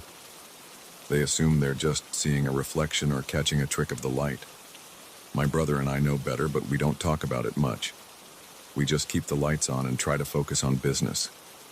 We still have that original photograph, and I can't bring myself to delete it. Every time I look at it, I get that same rush of cold fear in my chest. The reflection is unmistakable. It's a woman with braids, wearing clothes from another era, standing right there behind me in broad daylight. I wish I had a satisfying conclusion. All I have is a feeling that this presence belongs to the building somehow. Maybe it's tied to the old walls and floors that have seen so many decades pass by. I don't know. All I can do is keep going. We turn the sign to open every morning, greet our customers, and sell our records. And sometimes, late in the afternoon, a customer will mention seeing someone slip down the hallway. I just nod and say, "There's nobody back there." But deep down, I can't ignore that chill in my gut. I know they saw something. I saw it too. And I have a photo that proves it.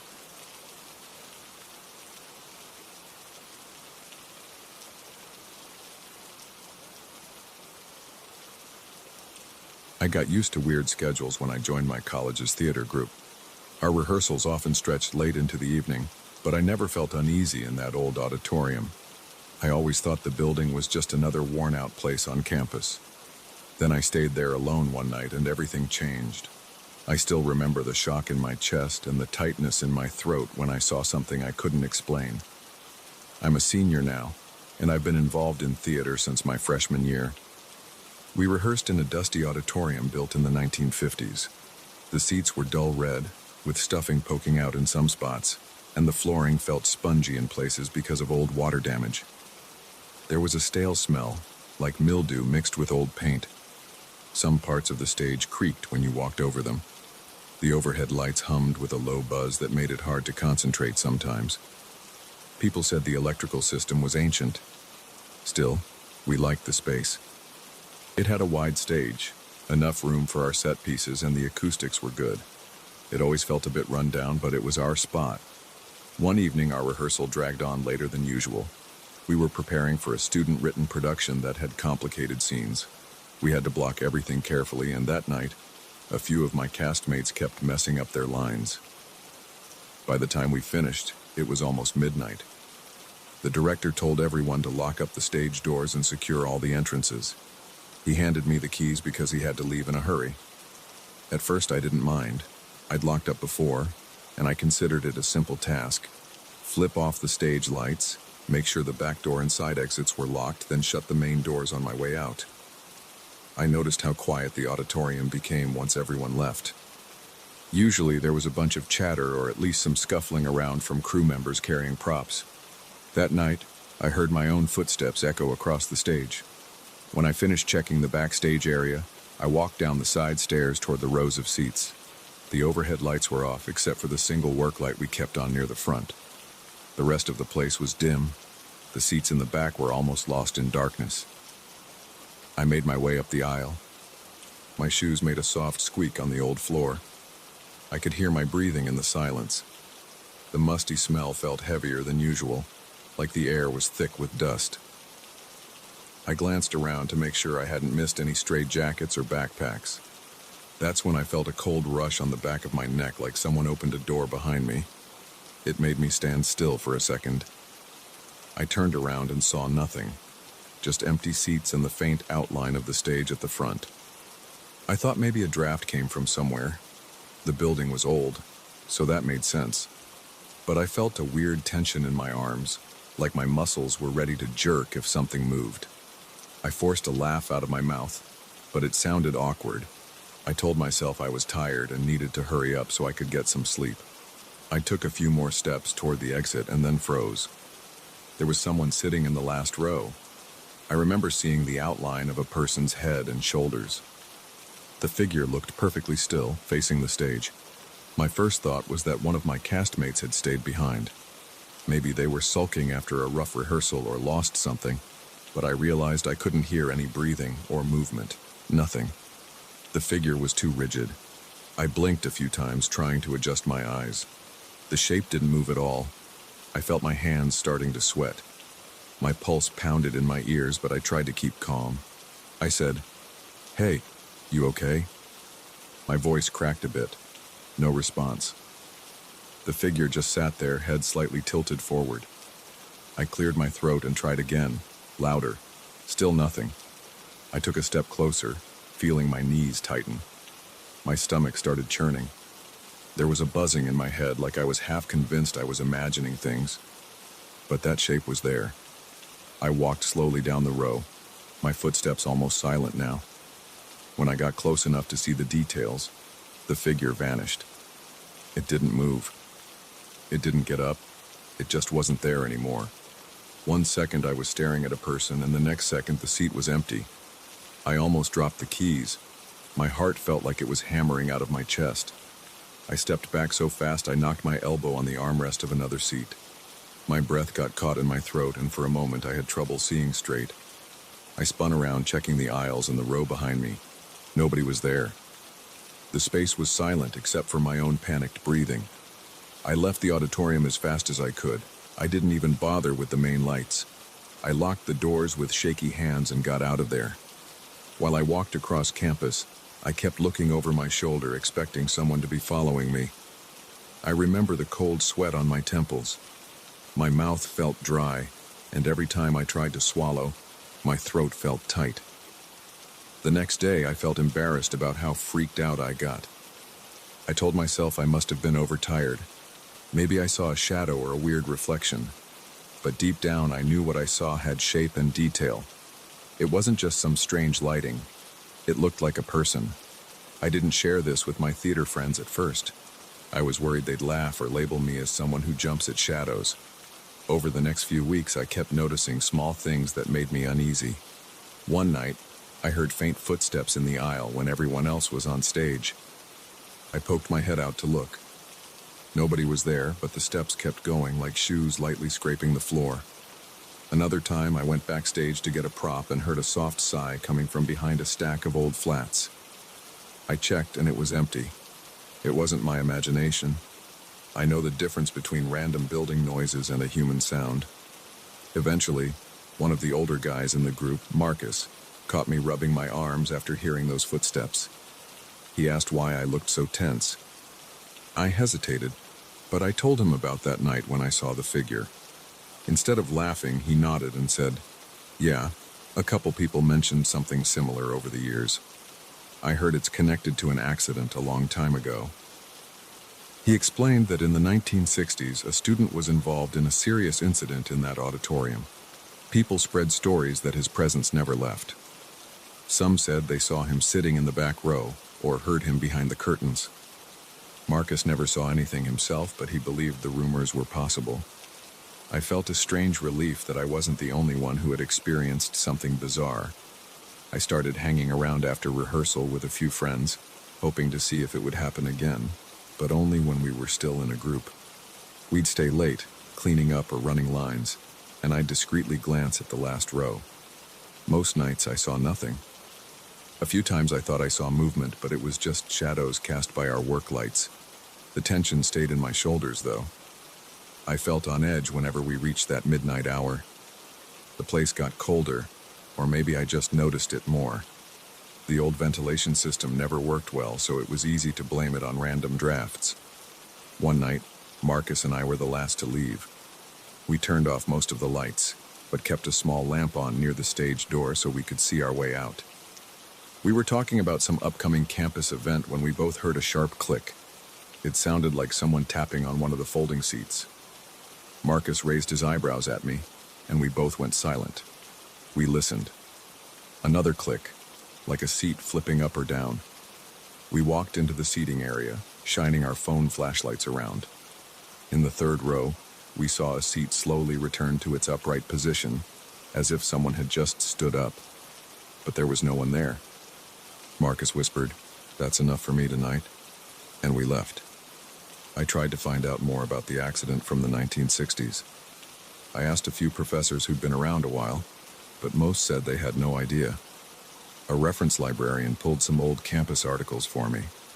One small snippet mentioned an event in the auditorium but didn't give a lot of detail.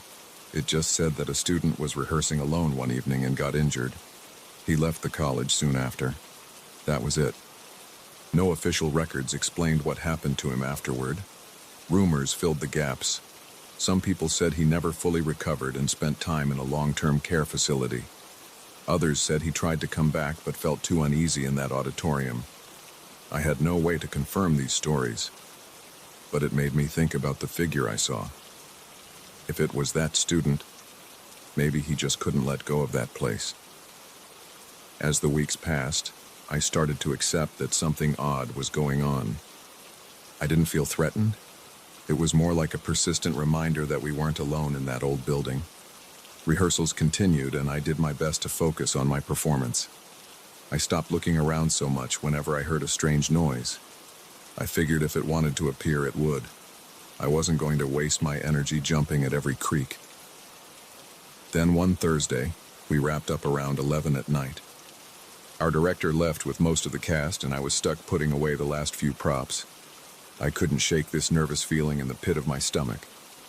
My hands trembled a little as I stuffed costumes into a big plastic bin. I felt like someone was behind me watching. I looked over my shoulder. Nobody was there. I turned back to the bin and the overhead light flickered. My eyes darted up, and for a split second, the entire stage area seemed darker. Then the light came back on. I swallowed hard and told myself to finish up fast. After I returned the props to the storage closet, I locked it and walked toward the main doors. The place was silent. I heard no traffic outside, probably because it was late and we were on the quiet side of campus. I switched off the remaining lights, leaving only a single bulb near the entrance. My heart was beating faster than usual. My palms were damp, and I kept wiping them on my pants. I looked back at the seats just to be sure I wasn't forgetting something. In the back row, I saw a distinct outline again. A person-shaped darkness sitting there. My eyes widened. I felt the blood rush to my face. I gripped the key ring so hard it dug into my palm. I stood there, not moving, trying to decide if I should say anything. My throat felt tight. I felt my heart pound in my temples. The figure turned its head slightly, like it was looking in my direction. I took one slow step forward, ignoring the dull ache in my legs. My stomach was in knots. I felt a chill run through my arms. Then it happened the same way as before. The figure vanished in an instant, leaving only empty space. I almost wanted to shout, but my voice wouldn't work. I stared at the seat for a few seconds, half expecting it to fill up again. It stayed empty. I let out a shaky breath and forced myself to walk to the doors. I locked them as calmly as I could, though my hands were trembling. Once I was outside, I breathed in the cool night air. My chest felt tight, and my lips were dry. I told Marcus about it the next day. He nodded and said, "At least it's not trying to do anything to you. It's just there." That didn't really make me feel better, but he had a point. It never approached me. It never caused any real harm. It was just something that existed in the shadows, showing up when the place was quiet. A few more months went by, and I continued my normal schedule. I still got that uneasy feeling at times, but I learned to live with it. If I stayed late, I moved quickly and avoided looking at the seats. Sometimes I heard small sounds like a soft tap or a distant sigh, but I never saw the figure again as clearly as those 2 times. Part of me still felt jumpy, but I also felt a strange respect for whatever it was. It had its place in that old auditorium, and we had ours. We finished our production, and I stayed in the group for the rest of the semester. As time passed, new rumors popped up. Someone said they felt a chill brush past them backstage. Another person claimed they spotted a shape by the curtain. I always listened, but I didn't say much. I just told them we needed to be mindful in that space, lock up carefully, and not stay alone too long after midnight. Most of them laughed it off, but I saw how they looked at the back row whenever we wrapped up.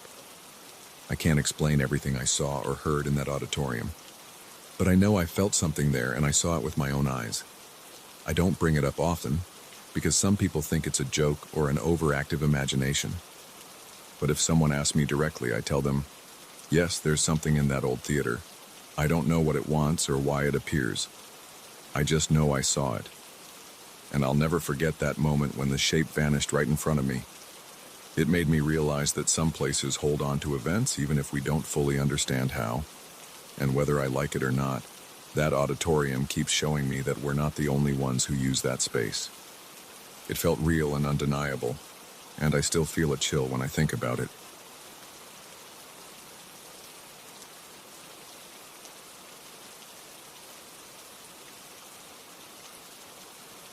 I never wanted a parrot.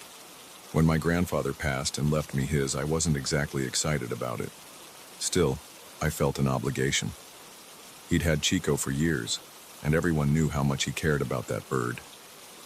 The parrot was a fixture in his home. It used to sit in a modest cage on the terrace, squawking words like hello, good morning, or want a cracker. Nothing unusual, but everything changed after the funeral. That bird started saying things I'd never heard before. At first it was unsettling, then it got downright disturbing. I remember the first time Chico said something that threw me off. I was cleaning the terrace, sweeping away dust and leaves. The old cage stood there, covered with a light cloth because it was still early and I didn't want the sunlight to bother him. Out of nowhere I heard a low rasp. "Don't forget your old man." I froze, gripping the broom handle so hard my knuckles whitened. I lifted the cloth a bit and Chico was just sitting on his perch, blinking. I stared at him. He cocked his head and stayed silent. I thought I might have been imagining it, but I knew what I'd heard. I tried to brush it off as a leftover phrase my grandfather must have taught him. But it didn't feel like one of Grandpa's usual lines. The tone was different. It felt heavier. I told myself I was just spooked because of all the stress. It had only been a couple of weeks since the funeral, and I was feeling the pressure of settling his affairs. The house felt different. Even the air seemed stale, like it was stuck in a loop of old memories. But I forced myself to ignore it. I went on with my day, sorting paperwork and making phone calls. I placed Chico's cage in the corner of the terrace, the same spot Grandpa always kept him. Late that afternoon, I heard Chico squawk again. He repeated the phrase, "Don't forget your old man." The exact same intonation. It sounded so close to my grandfather's voice. I felt a twist in my stomach. My eyes were glued to the parrot, but I said nothing. I felt a bead of sweat roll down my temple. Eventually, I shrugged it off and walked inside, heart pounding. Things escalated that night. I decided to spend the night at Grandpa's place, sorting through more stuff early the next morning. Around 3 a.m., I jolted awake. I heard a voice calling my name. It wasn't a normal call, it sounded urgent and a bit gruff. It was so similar to Grandpa's tone that I actually believed for a second that he was in the room. My heart hammered in my chest. I sat up in bed, trying to figure out what was happening. Then I heard Chico from the terrace. He screamed my name in that same voice again. I stumbled out of bed, mind racing, and ran toward the sound. My pulse throbbed in my ears. Chico was flapping his wings inside the cage, letting out the strangest laughter. It was this half-parrot, half-human chuckle. Then he said, "You thought I was gone?" He even seemed to linger on each word. I couldn't wrap my head around it. I felt short of breath, like I was about to panic. My skin tingled. I approached the cage. His eyes shone in the dim light from the hallway lamp. The feathers along his neck were ruffled. I swallowed hard. I took a step closer and asked, "Chico, what's wrong?" He just tilted his head, stared at me, and then went silent. I thought maybe I should just cover the cage, so I grabbed the cloth from the chair next to it. The moment I draped it over the cage, I heard a faint whisper. "I'm still here." It sounded exactly like my grandfather's voice. I stepped back so fast I almost tripped. My mouth went dry. I stood there for a few more seconds, listening, but Chico didn't repeat anything else. My hands were shaking when I finally walked away. The next day I tried to keep busy. I handled some insurance matters, looked through old family photographs, and made calls. But I kept thinking about the weird incidents. I kept telling myself it was just a bird repeating phrases. Parrots do that, but these phrases were too personal, too exact. They felt directed at me. I thought about taking Chico to a friend of mine who knows about birds. Then I realized I couldn't just pass him off. He was my responsibility now. I told myself it might be easier if I wasn't living in Grandpa's house every night, but I wanted to finish clearing out the place before making a decision. That evening, I covered Chico's cage again before going to bed, hoping that would keep him quiet. But I kept hearing faint rustling noises. The house was too silent, so every little sound felt amplified. My ears were always on alert. I tried turning on the TV in the living room to get some background noise, but I found myself straining to hear if Chico was going to say anything. My nerves were shot. When midnight rolled around, I finally decided to crash on the couch. I turned off the lights, pulled up a blanket, and tried to sleep. I drifted in and out, never fully at ease. Then, at around 3 a.m., I heard a soft whisper. Not a squawk, not a typical parrot noise. It sounded like someone talking. I sat up on the couch, heart pounding, and I listened. I could hear a slight movement from the terrace. It was Chico again. I forced myself to get up and check. My steps were slow and careful. I could hear my own heartbeat. When I pulled the curtain aside, I saw the cloth over the cage shifting like the bird was flailing his wings. I heard him say, "I can see you." My hands felt clammy. I lifted the cloth just a bit, and he looked right at me, eyes dilated. Then he repeated, "I can see you." I stood there silent, unsure of what to do. He let out a soft, uneven cackle, then quieted down. After that, I couldn't sleep. I just paced around the house, checking the locks on the doors and windows. I felt watched. The next day, my nerves were so fried I couldn't focus on anything. I called a friend and told him about Chico. He laughed at first, saying parrots pick up new words all the time. I tried to explain the weirdness, the personal nature of the phrases, and how it felt like my grandfather's voice coming through. He sounded skeptical, but he told me to get some rest and maybe put the bird in a different room. So that night, I moved Chico into a small office by the front door. I covered his cage early, making sure he couldn't see me. But once again, I heard faint whispering. I went to bed anyway, determined to ignore it. Around 2:45 a.m., I woke up sweating. I heard a light tapping noise. At first, I thought it was coming from somewhere outside, but then I realized it was inside the house. I got up and walked to the office. The door was ajar and the overhead light was off, but there was enough street light coming through the window to see the outline of the cage. The cloth was on the floor. Chico was standing on his perch, tapping his beak against the metal bars. When he saw me, he froze. Then, in a low tone, he said, "I'm watching you." That was all, but the voice was the same breathy tone Grandpa used when he was making a joke, except there was no humor in it. Goosebumps spread across my arms. My stomach felt heavy, like I'd swallowed a stone. I had no idea how a parrot could replicate that exact voice. It didn't feel natural. I thought about leaving the house right then. I felt an urge to grab my car keys and drive anywhere else. But I couldn't leave Chico alone. I also felt this stubborn sense of responsibility to face whatever was going on. I told myself it was a ridiculous reaction, It was just a bird, right? But I couldn't ignore how freaked out I was. My heart wouldn't stop racing. I clenched my fists, told Chico to settle down and place the cloth over the cage again. He made a soft croaking sound, almost like a muffled laugh. Then he quieted down. I shut the office door. I stood there for a few seconds, feeling uneasy. Finally, I returned to bed. The next morning, I realized I couldn't go on like this. I called an acquaintance who runs an animal shelter. I asked if they took parrots. She said they could, but she also mentioned parrots are better off with people they know. I hung up, feeling guilty. This wasn't an ordinary bird, but it was still my grandfather's pet. I owed it to him to at least try and figure out if there was some rational explanation. Maybe the parrot was just repeating random phrases my grandfather used in private. Still, I couldn't shake the feeling that something else was happening. The following night, I decided to stay alert. I set an alarm for 2:30 a.m., so I would be awake before the strange activity began.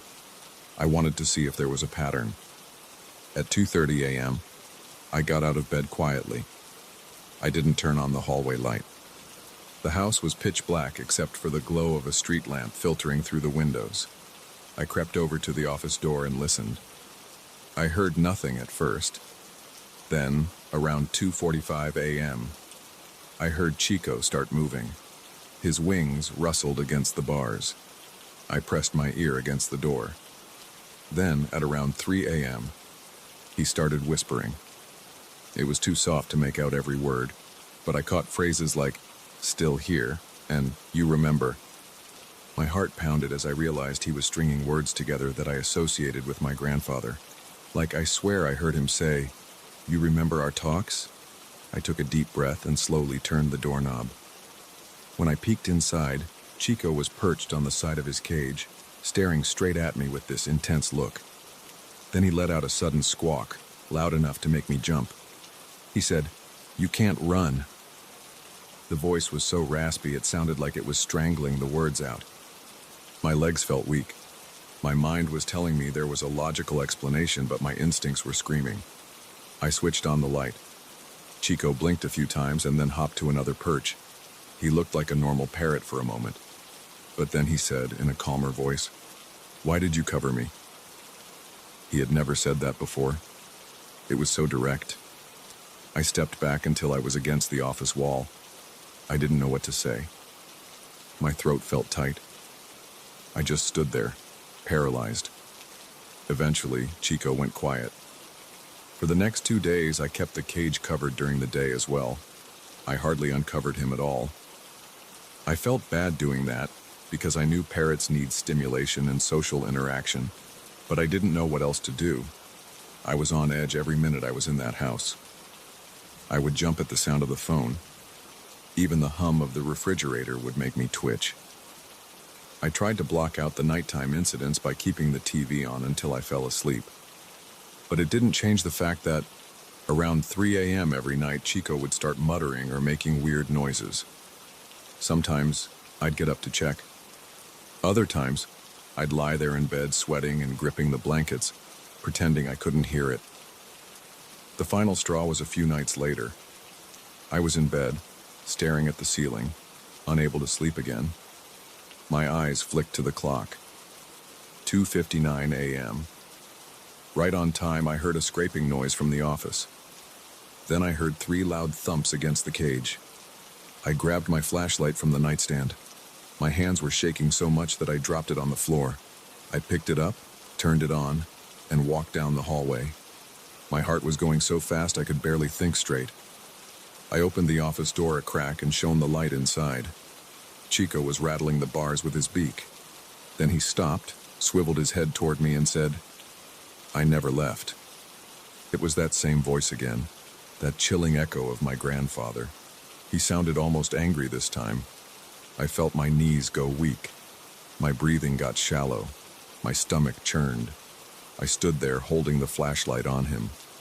Then he screeched, a harsh, grating sound that made my ears ring. I slammed the door shut, stumbled back into my bedroom and locked the door behind me. I stayed awake until morning, just waiting for something else to happen. By dawn, I was completely exhausted and had a throbbing headache. I listened for any more noises but heard nothing. When the sun came up, I decided I was done. I couldn't keep living like that. I had no plan yet, but I knew I had to leave the house for a while. I got dressed, grabbed some essentials, and without even looking at the office door, I walked out the front door. I felt an immediate sense of relief just stepping outside. I'm not sure what I'll do with Chico. I can't keep living with the nightly whispers and that eerie voice. Maybe I'll pay someone to train him, see if they can get rid of those disturbing phrases. Maybe I'll bring him to an aviary. All I know is my grandfather's memory doesn't feel peaceful in that bird anymore. It feels like something else entirely, something I don't want around me. I feel guilty saying that, but it's the truth. I've never been so uneasy in my entire life, and I've been through some rough stuff. For now, I'm staying at a friend's place. I left Chico in the house. I made sure he had enough food and water. I'll go back soon to check on him. But I'm dreading it. Every time I think about that bird's eyes, or the way he perfectly mimics that strange version of Grandpa's voice, I get chills. That cage, covered or not, doesn't feel like enough of a barrier anymore. I can still hear his words echoing in my head. I'm still here. You can't run. It's like my grandfather or something else is using Chico as a mouthpiece. I can't explain it. But I know one thing.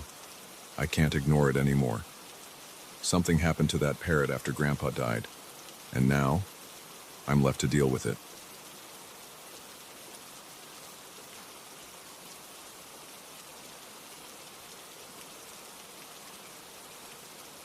I woke up with a sudden heaviness on my legs that felt completely off. My eyes opened right away. I reached for the switch on my bedside lamp, and the light hit me in the face. I blinked a few times, trying to understand what was going on. There was a stack of books on top of my blanket covering my shins. They were not scattered, they were lined up, one on top of the other, and there were about 10 of them. I felt my breathing speed up. My room was quiet. My cat was sitting at the foot of the bed, looking at me. The fur on her back was a little raised, and she had this tense look in her eyes. I checked the door right away because I always lock it at night. It was locked. The knob didn't turn when I tried it. No one else was in the room. Yet these books were from a shelf that stayed closed behind a glass door. That shelf wasn't in plain reach for anyone who just wandered in. I pushed the blankets aside and sat up. My throat felt dry. I lifted the top book, ran my hand over its cover, and checked the title. I recognized it right away. It was one of my older volumes, a rare edition I'd found at a small shop. I carefully set it aside on the nightstand, then checked the next one.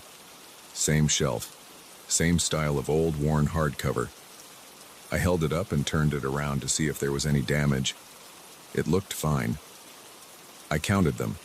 1, 2, 3, 4, 5, 6, 7, 8, 9, 10. All older volumes. None of them were light paperbacks. These were heavy books. I couldn't see how they ended up on my legs in a neat stack. My cat couldn't have done this. She sometimes knocks a book off a table, but she doesn't carry anything around. And she definitely doesn't stack them that carefully. The spines were aligned. It looked deliberate. I stood up, ran my hand through my hair, and walked over to the shelf. The glass door was closed. I didn't see any damage or sign that someone had forced it open, but the lock mechanism, a small latch, was undone. I know I locked it before going to bed. I always keep my rare books behind that glass door because I don't want dust or random accidents to damage them. I tried to recall my routine from the previous night. I'm obsessive about locking everything. I turn off my lights, lock the windows, lock the door, put the cat's food in her bowl, and go to sleep. That's my schedule. So how did this happen? The rest of the room looked normal. No furniture was moved. My desk was in its usual spot. My closet door was closed. My windows were closed and locked from the inside. There was no chair or stool near the shelf, so it wasn't like someone had rearranged the furniture. I checked the floor for footprints or dirt. I didn't see anything out of place. My room is always a bit messy with random papers or small trinkets, but I know where everything is. This time, nothing looked disturbed except for the books on my bed. I felt sweat on my forehead and my pulse was going fast. My cat let out a short meow, almost like she was trying to get my attention. I turned toward her. She jumped off the bed and paced around my legs. I bent down and patted her head for a moment. I felt a wave of unease. I didn't understand what was happening. I decided to check the hallway. Maybe I'd find something out there. I walked to my bedroom door, slid the bolt, and opened it. The hallway was dark. Everything was quiet. I checked the front door of the apartment, still locked. I looked around the living room. Nothing out of the ordinary. My heart kept thumping. I opened a few closets just to make sure no one was hiding inside. They were empty, just my coats and some boxes. I went back to my room and examined the books again. I stacked them on my desk for a closer look. Each one came from that locked shelf. Some were from the early 1900s, some from mid-century. All were in good condition. I flipped through a few pages. I didn't see any torn edges or strange markings. They looked the same as always. I put them aside and tried to calm down. It was around 3 in the morning. I thought about going back to sleep, but my mind kept racing. I decided to make some coffee to keep myself alert. I walked to the kitchen, turned on the light, and started the coffee machine. I stared at the black countertop, waiting for the coffee to brew.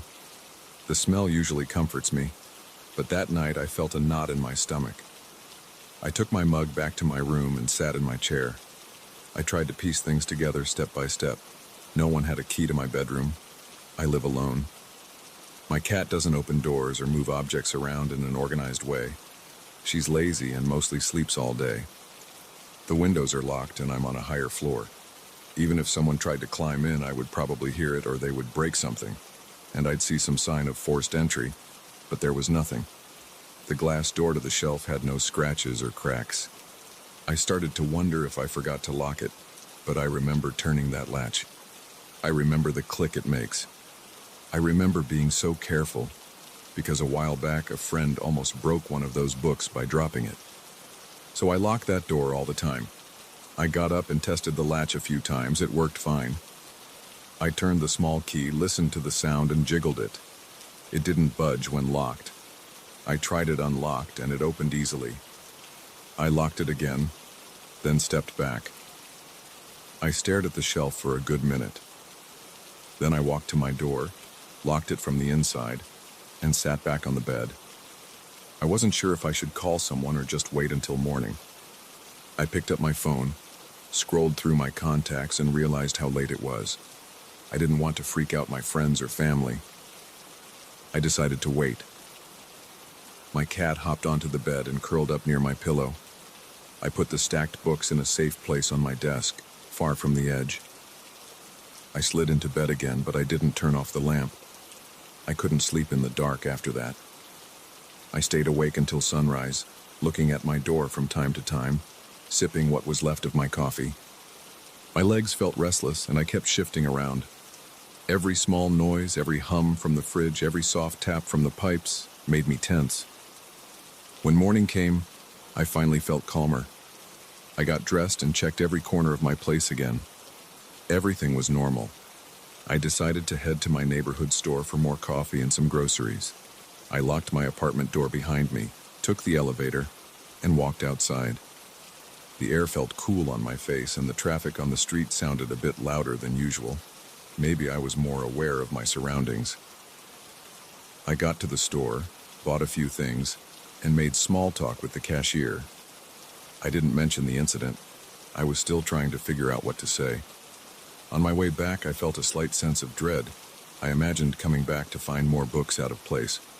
But when I stepped inside, everything was how I left it. I put my groceries away, checked my bedroom again, and saw no changes.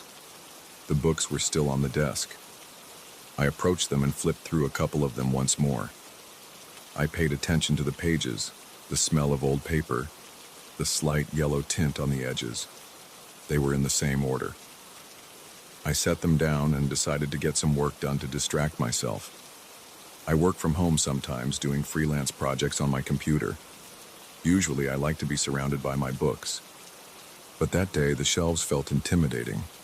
I tried to focus on my tasks, typing emails and reading documents. Every now and then, I looked over at that glass door. I locked it again in the morning, but I checked it one more time around noon. It was still locked. The cat was napping on a cushion near the window. She seemed calm, which gave me a small measure of relief. Cats can sense tension, in my experience, so maybe everything was under control for now. As night approached, I felt my chest tighten. I ate a quick dinner in the kitchen. My stomach was in knots, so I barely finished my meal. I decided to double lock everything. I checked the windows, tested each latch, and even drew the curtains. Then I went to my bedroom and inspected the shelf once again. I opened the glass door, picked up a random book, put it back, and locked the door. I made sure it was secure. Then I locked my bedroom door from the inside. I pulled on the doorknob twice. It stayed shut. I turned off the overhead light, leaving just a small lamp by my desk on. I brushed my teeth, changed into sweatpants and a t-shirt, and sat on my bed with my phone in hand. I thought about staying up all night, but I felt exhausted after not sleeping much the previous night. I set an alarm for midnight on my phone, hoping I could take a nap and then wake up to check the room. I laid back against my pillows and tried to keep my eyes open. My body felt heavy and my eyelids started to droop. I heard my cat jump onto a nearby chair. Then I think I drifted off for a while. Suddenly my phone's alarm blared. I jerked up. The lamp was still on. The cat was on the chair staring at me. I looked around the room. Nothing had changed. The shelf door was still closed. My bedroom door was locked. I exhaled in relief. I turned off the alarm, walked around the room a bit to stretch my legs, then laid back down. I tried to fight my drowsiness, but around 1:30 a.m., I felt my head nodding. I don't remember falling asleep. I only remember waking up to a weight on my legs again. This time it was lighter, but it still got my attention. My eyes flew open, and I shot up, nearly kicking my blanket away. The lamp was on, so I saw everything right away. There were only 3 books this time, but they were from the same shelf. They were stacked neatly on top of my calves. My heart pounded and I clenched my jaw. My throat felt tight and my chest was hammering. I tossed the blanket aside and the books dropped onto the mattress. I jumped out of bed and checked the door. Locked. I grabbed the handle and pulled hard. It didn't move. I ran over to the glass door of the shelf. The latch was open again and the door was slightly ajar. I felt my legs tremble. There were no footprints or anything on the floor. No sign of forced entry. My cat was near the closet, not near the bed. She looked at me with wide eyes. I stood there for a good minute, breathing fast. My skin felt clammy. I grabbed the books and set them on the desk. My mind was racing with questions.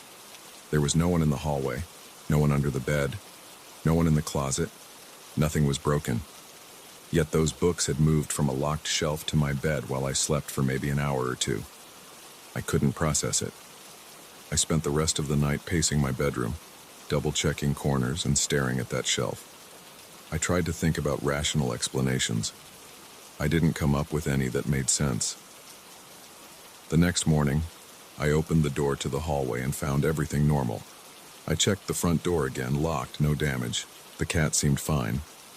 She rubbed against my legs, looking for attention. I gave her food and water, then walked back to my room.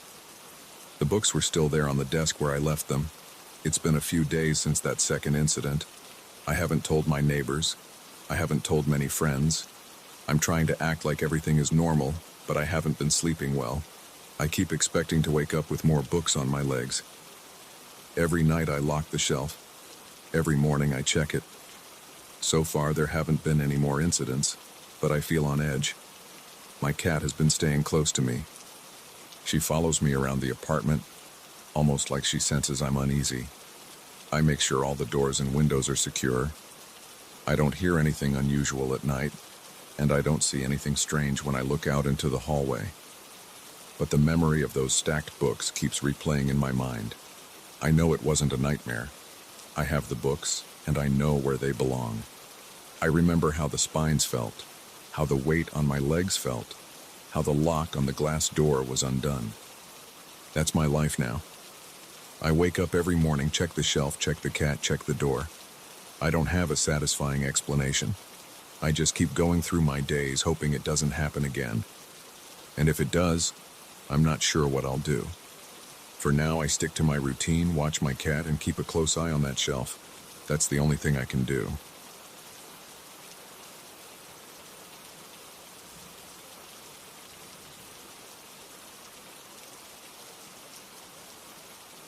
I'll never forget that Tuesday. It started as just another day on the road, driving from one small town to another, looking for potential customers and checking in with old ones. Around noon, my stomach started to grumble, so I looked for a place to eat. I spotted a small luncheonette that had a big sign out front that said, "Open." The lights in the windows were glowing bright. It looked clean, and there were no other cars around. I decided to give it a try. I parked right out front. The empty parking lot felt unusual, but I shrugged it off. I just wanted a quick meal. I never expected to step into one of the strangest moments of my entire traveling career. I turned off the engine and stepped out of my car. The sunlight felt strong on my face, and the asphalt radiated heat. I took a quick glance around. There were no other vehicles. The building itself wasn't very big. It had a main door at the front with a single glass panel, and the interior lights were bright enough to let me see the outlines of the tables inside. I pulled open the door. A small bell rang above my head. As I walked in, I smelled fresh coffee. The air was cool thanks to some air conditioner humming in the background. There were maybe 6 tables total, each with a couple of chairs, all neatly arranged. Salt and pepper shakers sat in the middle of every table, and I saw a laminated menu on the counter near the register. Everything looked organized. Everything looked normal. I waited for someone to show up. Nobody greeted me. The place seemed empty. The coffee smell was strong, but there was no one at the register. There was no one in the seats. I leaned over the counter and tried to make eye contact with any employee who might be in the kitchen. Nothing. I tapped my knuckles on the counter. I said, "Hello?" My voice sounded a little louder than I'd intended, probably because I was alone in this silent place. I waited for an answer, but all I got was the hum of the air conditioner. I checked my watch. It was right around noon. There was no sign of a single human being. The silence felt heavier each second. I peered at the coffee machine behind the counter. A pot of coffee sat there, half full. The hot plate was on. I saw a slight wisp of steam rising. I could hear the faint, steady drip from the machine. That meant it hadn't been too long since someone had set it up. Maybe they stepped out for a minute. Maybe they had a small bathroom break. I glanced toward a door in the back, thinking it might lead to an office or a storage area. I debated whether I should walk around and knock harder. My stomach rumbled again, so I decided to speak up. "Hello? Anybody here?" No response. I felt a bit uncomfortable, but I tried to rationalize it.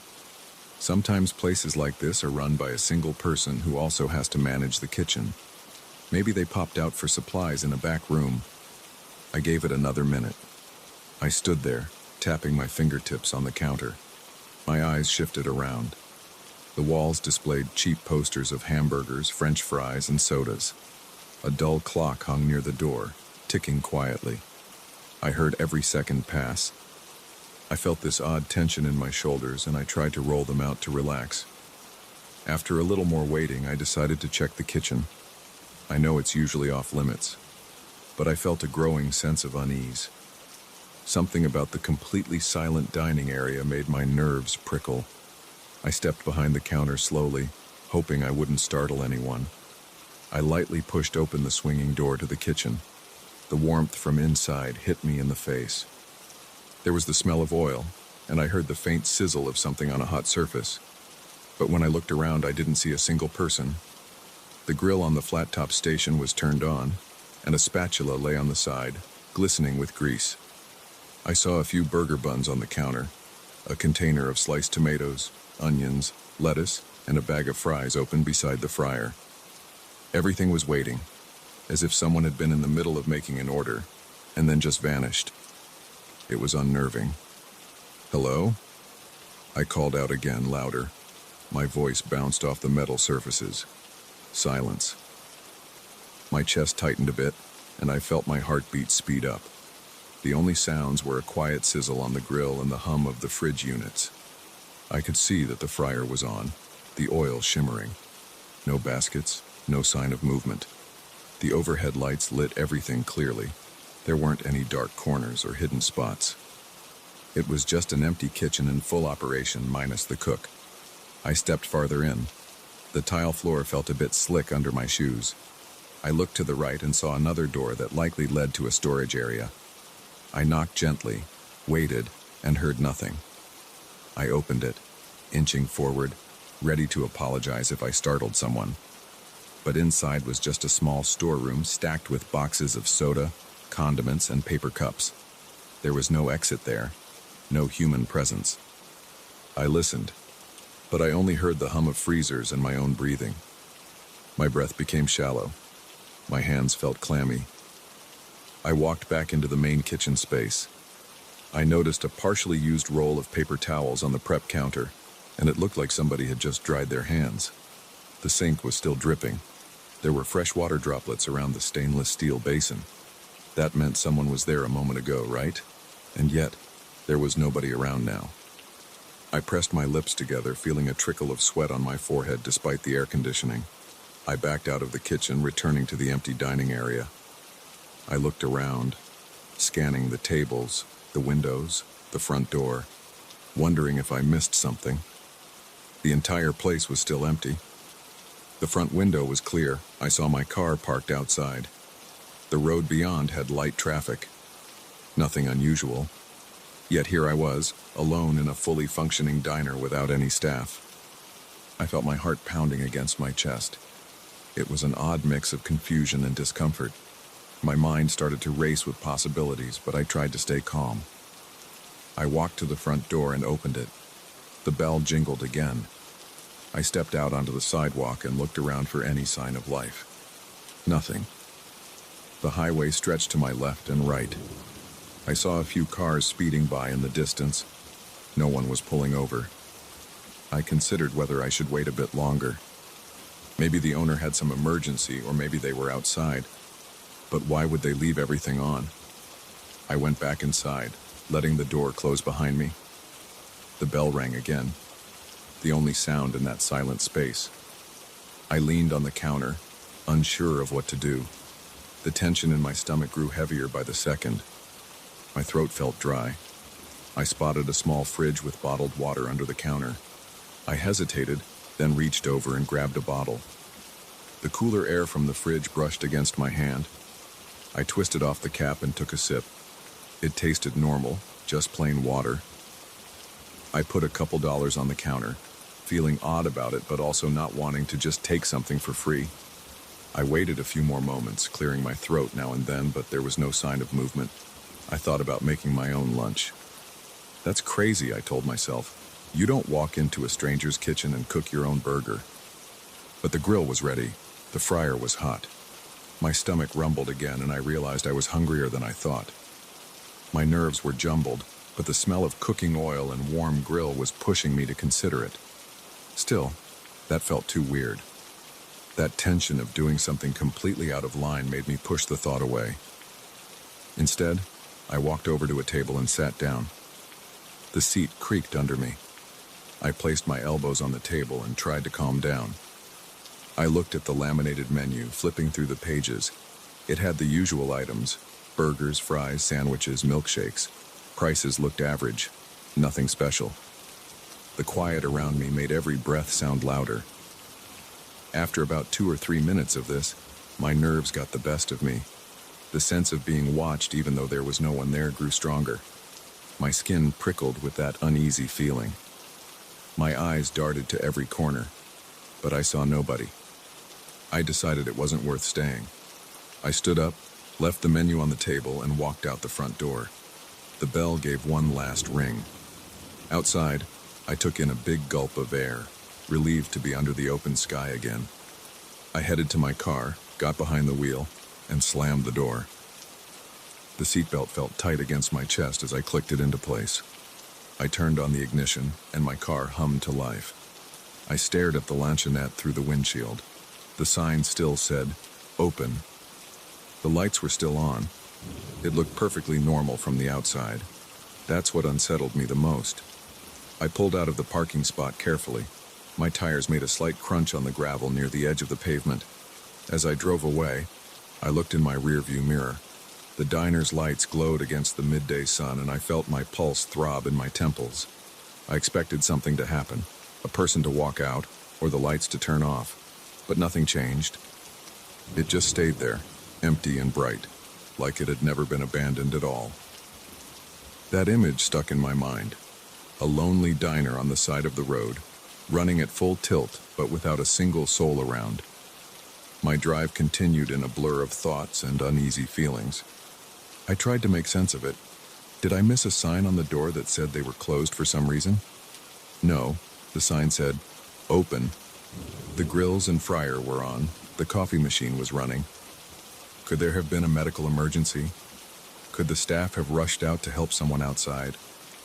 But then why not turn anything off? Why leave everything out in the open? The questions piled up. I kept checking my mirrors as if expecting to see something following me, but I only saw the empty road behind me. 10 minutes later, I found a gas station and pulled in to collect my thoughts. I parked next to a pump and turned off my car. I stepped out, letting the hot air hit me again. I rubbed my eyes, trying to shake off the tension in my muscles. I felt shaky.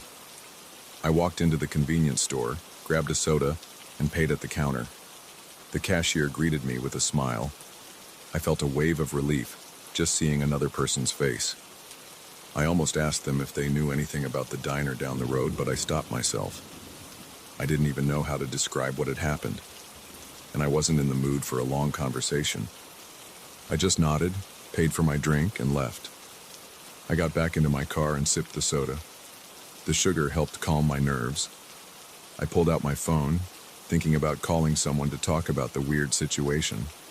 But I realized I didn't know who to call. My boss wouldn't care. My friends would probably laugh and say I was being dramatic. So I just sat there, letting the car's air conditioning soothe my sweaty neck. I thought about going back, but I didn't see the point. There was no reason to return to that empty place. I felt a little guilt for leaving without a proper goodbye or without making sure nobody was hurt. But I'd walked around. I hadn't seen any sign of trouble, just emptiness. After a few minutes, I decided to keep driving to my next client. The meeting wasn't scheduled until 2 p.m., so I had some time. On the drive, I turned on the radio, trying to drown out the uneasy thoughts. I flipped through stations. Local news, music, talk radio. Nothing about a mysterious empty diner. Nothing about anything unusual happening that day. The highway stretched on, and the farmland on both sides looked calm under the midday sun. When I finally arrived at my client's place, I tried to act normal, but I felt a tightness in my chest. My shirt was damp under my armpits. My handshake was probably shaky. My client asked if I was okay, and I just said I hadn't eaten yet, which was partly true. We had a short meeting, and I left with an order form. Normally, I'd have stopped again for lunch, but I wasn't in the mood. My appetite was gone. My thoughts kept returning to that diner, playing over the details. The smell of hot oil, the quiet dining area, the drip of the coffee machine. The tension in my body didn't fully go away for hours. Later that evening, I checked into a motel. I dropped my bag on the bed and sat down, letting out a deep sigh. I found myself staring at the wall, wondering what had really happened. Maybe there was some simple explanation, but I couldn't figure out what it might be. The image of that warm grill and the half-prepped food kept looping in my mind, along with the lonely hum of the air conditioner. I felt the hair on my arms stand up just recalling the silence. I tried to watch some TV, hoping to distract myself. I flicked through the channels. None of it held my attention. Eventually, I gave up and decided to get dinner at a chain restaurant across the street. The normalcy of other customers and employees chatting gave me a feeling of relief. I ordered a burger and fries, but I kept glancing at the kitchen, half expecting everyone to disappear. Of course, that didn't happen. My food arrived, the waitress asked how I was doing, and the place felt alive and normal. I ate quickly. Everything tasted fine, but the memory of that empty diner dulled my appetite. I've told this story a few times to colleagues when we talk about weird stuff that happens on the road. Most people just laugh or call me paranoid. Some say maybe I got there right at the moment everyone decided to step out. But the fact that the grills and fryer were on and the coffee was freshly brewed makes that hard to believe. I still don't know. All I have is my memory of walking into a roadside diner that seemed open for business but had absolutely no one inside. The tension I felt was real. My hands shook and my heart pounded. I can't explain why everyone vanished or why the place was left running like that, but I know I didn't imagine it. Since then, I've changed up my route, and I usually stick to more familiar places. I don't like surprises. Every time I pass a roadside diner, I look for cars in the parking lot before I pull in. If I don't see any, I just keep driving. That might be silly, but that experience shook me up. There are moments when I think I should have gone back in, dug around more, tried to call someone, but the unease was too strong. Stepping into a silent, fully operational diner with not a single person around felt like crossing a line into territory I didn't understand. So, I left. I still feel weird about it sometimes. I guess it'll always be that strange memory I can't explain. And that's it. That's the story. It happened on a regular Tuesday, right at noon, in the middle of nowhere. A small place, lights on, sign advertising they were open, hot grill, fresh coffee, nobody home. I got out of there, confused and tense, and kept driving. I looked in my rearview mirror, and the lights were still on. The place was still glowing, like it had never been abandoned. I don't know what else to say. It's just how it went down. I haven't gone back, and I don't plan to. That empty diner can stay in my memory as a strange stop on a lonely stretch of highway. I've had my share of odd experiences in sales, but nothing quite like that day. That's the whole thing, exactly how I remember it.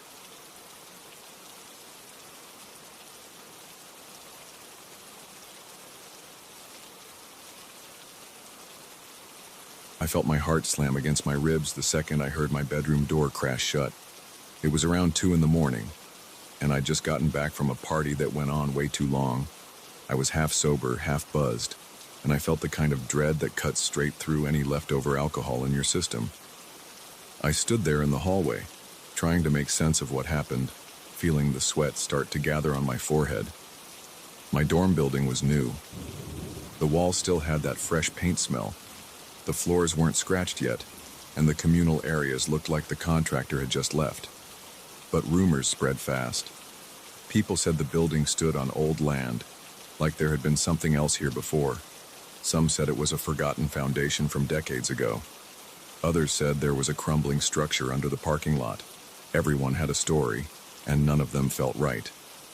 I didn't pay much attention to those rumors at first. I was on an exchange program, excited about a new place, new classes, and new friends. I lived with 3 other guys in a shared apartment on one of the upper floors. The elevator barely made a sound when it moved. The corridors felt too quiet at night, like the walls absorbed every noise. I never saw security roaming around. The only real sign of life came from the occasional footsteps of someone coming back from class or a night out. That night, though, the silence was crushing. There was a slight hum from the elevator machinery behind a wall, but it only made the hallway feel more vacant. Fluorescent lights flickered a bit, casting a sharp glare on the freshly painted walls. I headed toward my room, still fumbling with my phone to check the time. That's when I saw my door standing wide open. My first thought was that one of my roommates had borrowed something and forgot to close it. We had a habit of leaving notes or sending a quick text if we did that, so it felt odd. The corridor was empty. No one else was around. I walked up, poked my head inside, and called out, "Hey, anyone in here?" No response. The place seemed dark. I saw the faint outline of my desk, bed, and closet. Everything looked normal at a glance. I was about to step inside when the door moved like someone yanked it from the other side. It slammed so hard the echo rushed through the hallway. The force rattled the hinges and I could feel a vibration in the floor. I froze. My breath caught in my throat. I couldn't see a hand or any movement. The door just snapped shut. I grabbed the doorknob and pushed it open, my mind racing. "Who the hell is in here?" My voice shook a little, but I yelled as loud as I could. The room was empty. My bed was unmade the way I left it. The closet doors were open, and there was nothing but a pile of clothes and shoes inside. My desk chair stood in its usual spot. The mini fridge hummed. It smelled like leftover pizza because I'd thrown a half-eaten slice in the trash earlier. Nothing else stood out. My stomach churned with the kind of tension that made me want to throw up. I checked every corner, even under the bed. Nothing. There was no one behind the door either. The hinges looked fine, no sign of damage. I tried the doorknob a few times. It wasn't loose or broken. I locked the door, stepped back into the hallway, then back in again, trying to see if there was some weird draft. The corridor itself was still. The only air circulation came from a small vent overhead, not strong enough to make a door slam like that. It made no sense. I couldn't shake off the feeling that someone else had been there, but I saw no one. My heart was pounding, and my hands felt clammy. I shut my room door again, locked it, then leaned my forehead against the wood. I stayed like that for a few seconds, trying to calm down. Part of me thought I might have imagined it, but the sound was too loud to be a trick of my mind. My ears were still ringing. Eventually, I stripped down to my boxers, collapsed on the bed, and stared at the ceiling. I couldn't sleep. My mind kept replaying the door slamming over and over. Every little noise in the building, the water pipes, the elevator hum, or someone shutting a door down the hall, felt magnified. Around 3 in the morning, I heard a click in the hallway. It sounded like a latch. I got up, looked through the peephole, and saw nothing. My legs trembled. I felt goosebumps run over my arms. I didn't end up sleeping much. When the sun finally came up, I got dressed and went to the shared kitchen. The kitchen was down the hall, and we shared it with a few other students in neighboring units. 2 of my roommates were already there. One was making coffee, and the other was rummaging through the fridge. I leaned against the counter, bleary-eyed. "You look like hell," said Nick, the guy with the coffee.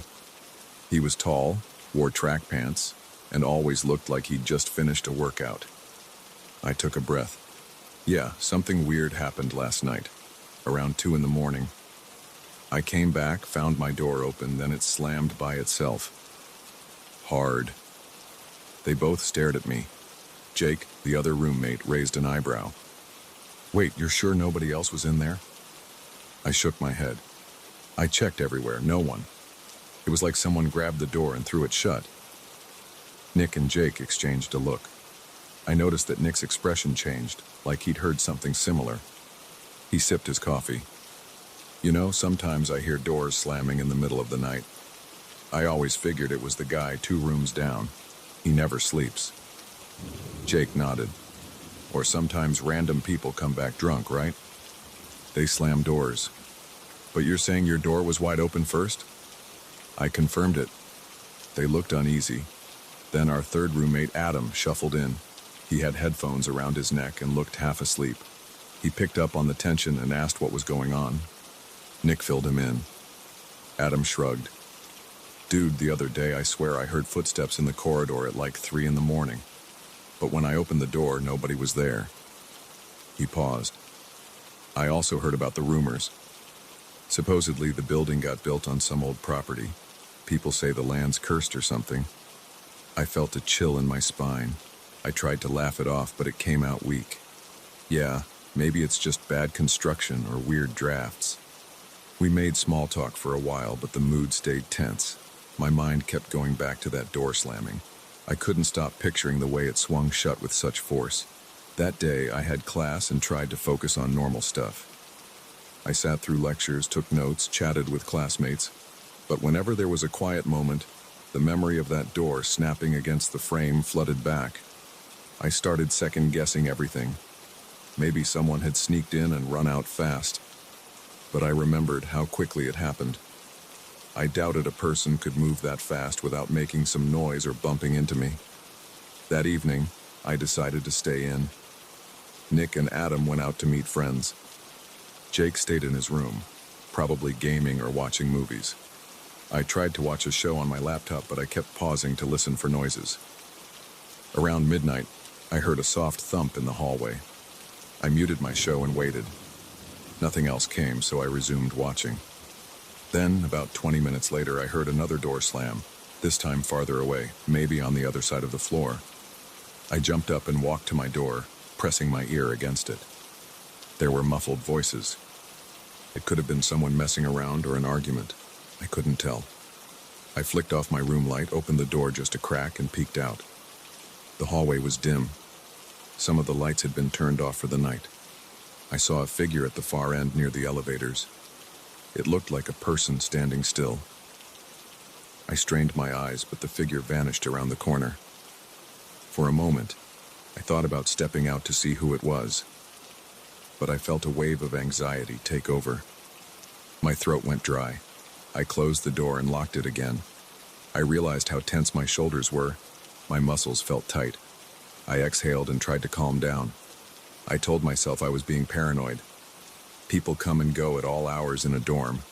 There's nothing unusual about that. But something felt off. I kept feeling like I was being watched, even though I knew the door was shut. The next day, I ran into a girl from down the hall. She looked tired. I asked if she'd heard anything weird at night. She frowned and said, "Doors are always slamming. I told maintenance about it, but they don't find anything.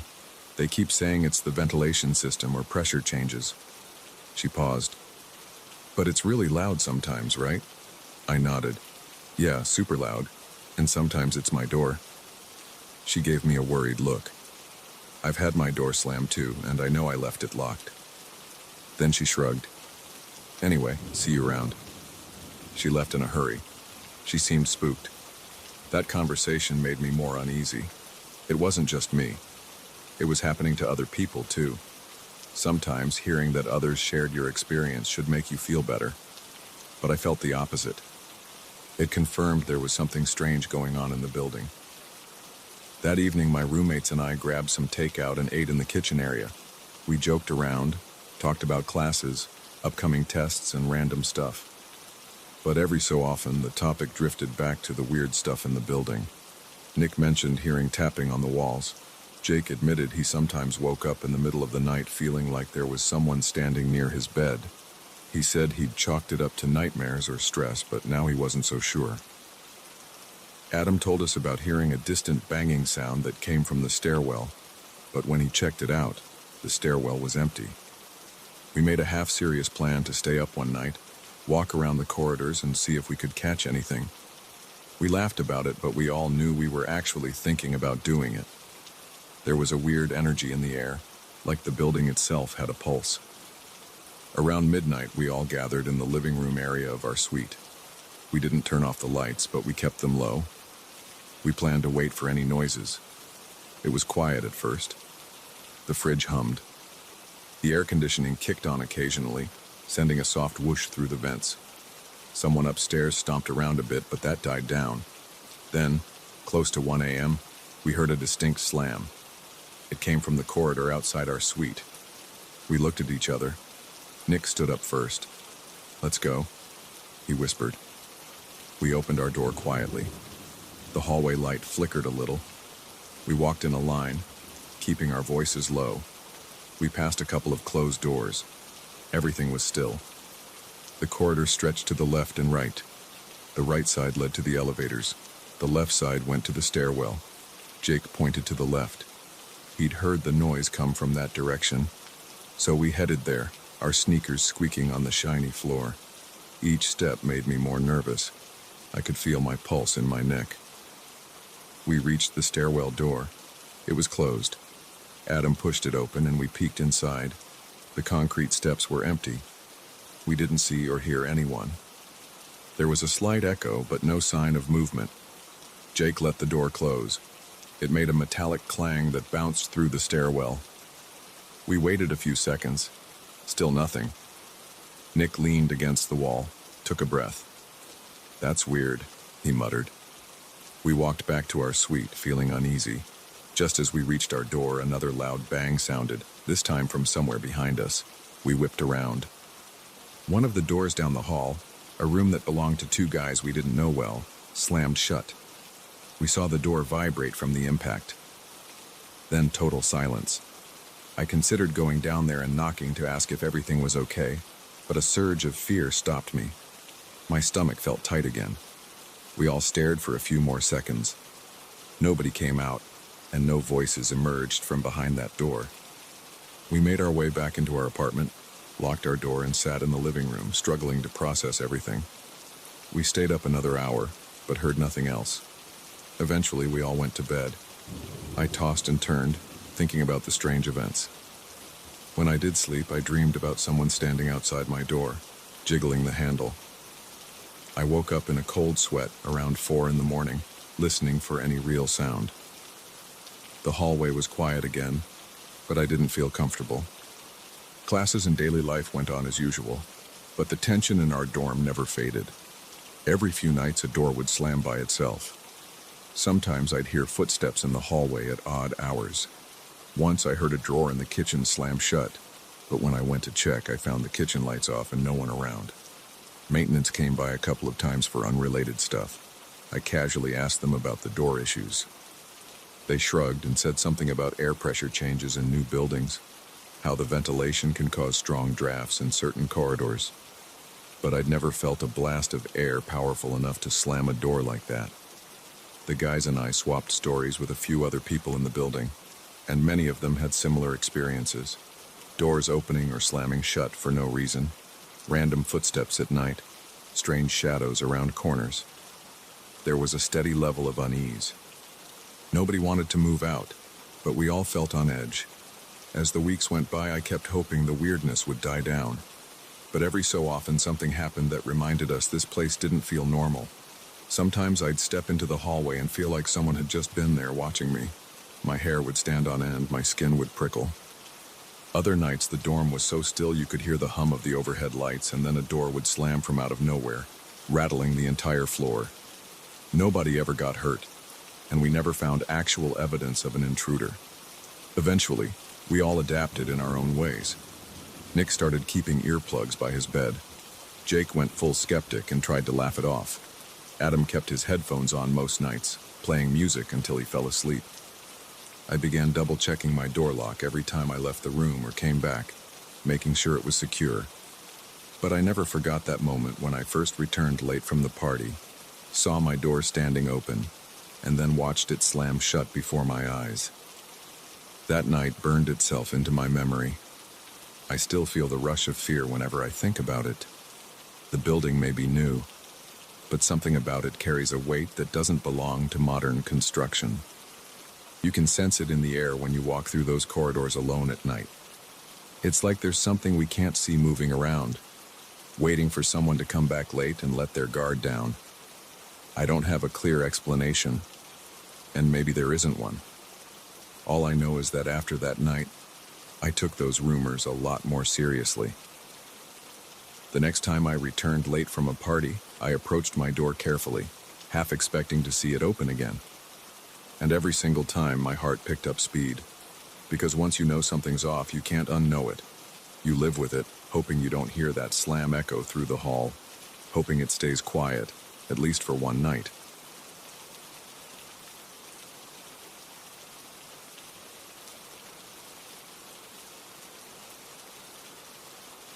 I jolted awake because I heard 3 loud knocks on the barn door. They sounded like someone pounding with a closed fist, but there was no reason for anyone to be out there at that hour. I was alone on the property, and I knew it. My heart raced right away, and I felt an instant rush of blood in my ears. My eyes widened, and I grabbed my flashlight. I didn't know what I was going to find, but I had to check. That was the start of a night that has been stuck in my head ever since. I arrived at my family's farm a few days before that incident. I had planned on spending a good chunk of my vacation there, mostly to fix a few things around the place. The old barn needed some repairs, and the main house had a few issues with the roof and the plumbing. It had been a few years since anyone stayed there for more than a weekend. The land is peaceful during the day, with a wide yard surrounded by trees. There's a feeling of quiet isolation out there. Neighbors aren't close, and you can't hear traffic. Once the sun goes down, everything gets very dark very fast. Even on nights with a bright moon, the surrounding trees block a lot of the light, so you end up with heavy shadows everywhere. The first night I slept in the main house. I got up early in the morning, made some coffee, and walked around the property. I checked the barn to see what needed fixing. The door had some loose hinges and the inside was cluttered with old tools, firewood, and leftover materials. I spent most of the morning organizing the place. I used a broom to sweep the floor and gather sawdust and leaves that had blown in through the gaps in the walls. I set aside a corner for the tools that still worked and made a separate area for the broken ones I planned to fix or toss out. By mid-afternoon, I was pretty tired, but I still had enough energy to deal with a leaky spot on the roof of the main house. After that, I thought I might as well eat an early dinner. I cooked a simple meal in the kitchen, just some rice, beans, and a couple of fried eggs. By the time I finished, the sun was already getting lower in the sky. I stepped outside and noticed how quiet the place got as evening approached. Sometimes you can hear crickets, sometimes a little rustling in the bushes, maybe a breeze passing through the trees. But that evening, everything felt still. It wasn't exactly unsettling. It was just a strong sense of silence that I wasn't used to. I double-checked that the barn door was securely closed. I locked it from the outside, but that old door always seemed a bit shaky. Then I headed back into the house. Once inside, I made sure all the windows were closed. I wasn't worried about intruders so much as wild animals. We'd seen raccoons and possums in the past, and I didn't want them sneaking in. Around 9 p.m., I decided to call it a day and went to bed. I was pretty sore from all the bending and lifting I had done, so I fell asleep fast. Everything stayed peaceful that night. The next day, I woke up early again, had some coffee, and resumed my chores. I repaired one of the windows in the house, organized a few rooms, and even considered painting some walls, but I realized I didn't have enough paint for the job. So I left that for another day. Around lunchtime, I drove to the nearest town, which is about 25 minutes away, to pick up some supplies, more nails, extra lumber, and a couple of flashlights. I also bought some snacks and extra water. When I returned to the farm, it was mid-afternoon. I parked my truck next to the barn and carried everything inside, where I had a little workbench set up. I spent a couple of hours sorting the new materials, then took a short break to drink some water and eat a sandwich. I went back outside around 5 p.m. to walk around the property and check on the fences. The air was crisp and the light was turning golden. It's one of my favorite parts of being out there, the late afternoon calm. But there was still this nagging feeling in the back of my head. The barn door had been giving me trouble since the first day. Every time I opened or closed it, it felt like it was hanging by a thread. I told myself I'd fix it soon, but I kept postponing it. That evening, I decided not to wait. I grabbed my toolbox and some of the new lumber, then headed to the barn. I replaced one of the frames around the door and tightened the hinges with fresh screws. I hammered a couple of boards along the inside where there was some rot. I worked until it got dark. The overhead light in the barn flickered once or twice, which made me a little uneasy, but I chalked it up to old wiring. When I finally finished, I locked up and walked back to the main house for dinner. That night I was more tired than the night before, and I crawled into bed around 10 p.m.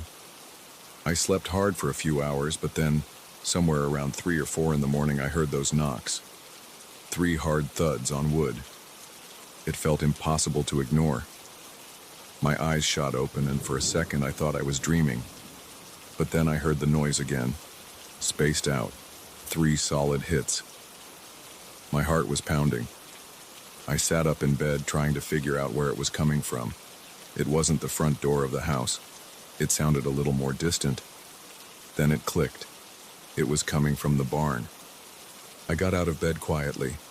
I pulled on my jeans and grabbed the flashlight from the table next to me. I felt a chill run down my arms. The house was cold, but I also felt nervous. My mind started racing with possible explanations. Maybe a branch was knocking against the barn or some animal got stuck inside.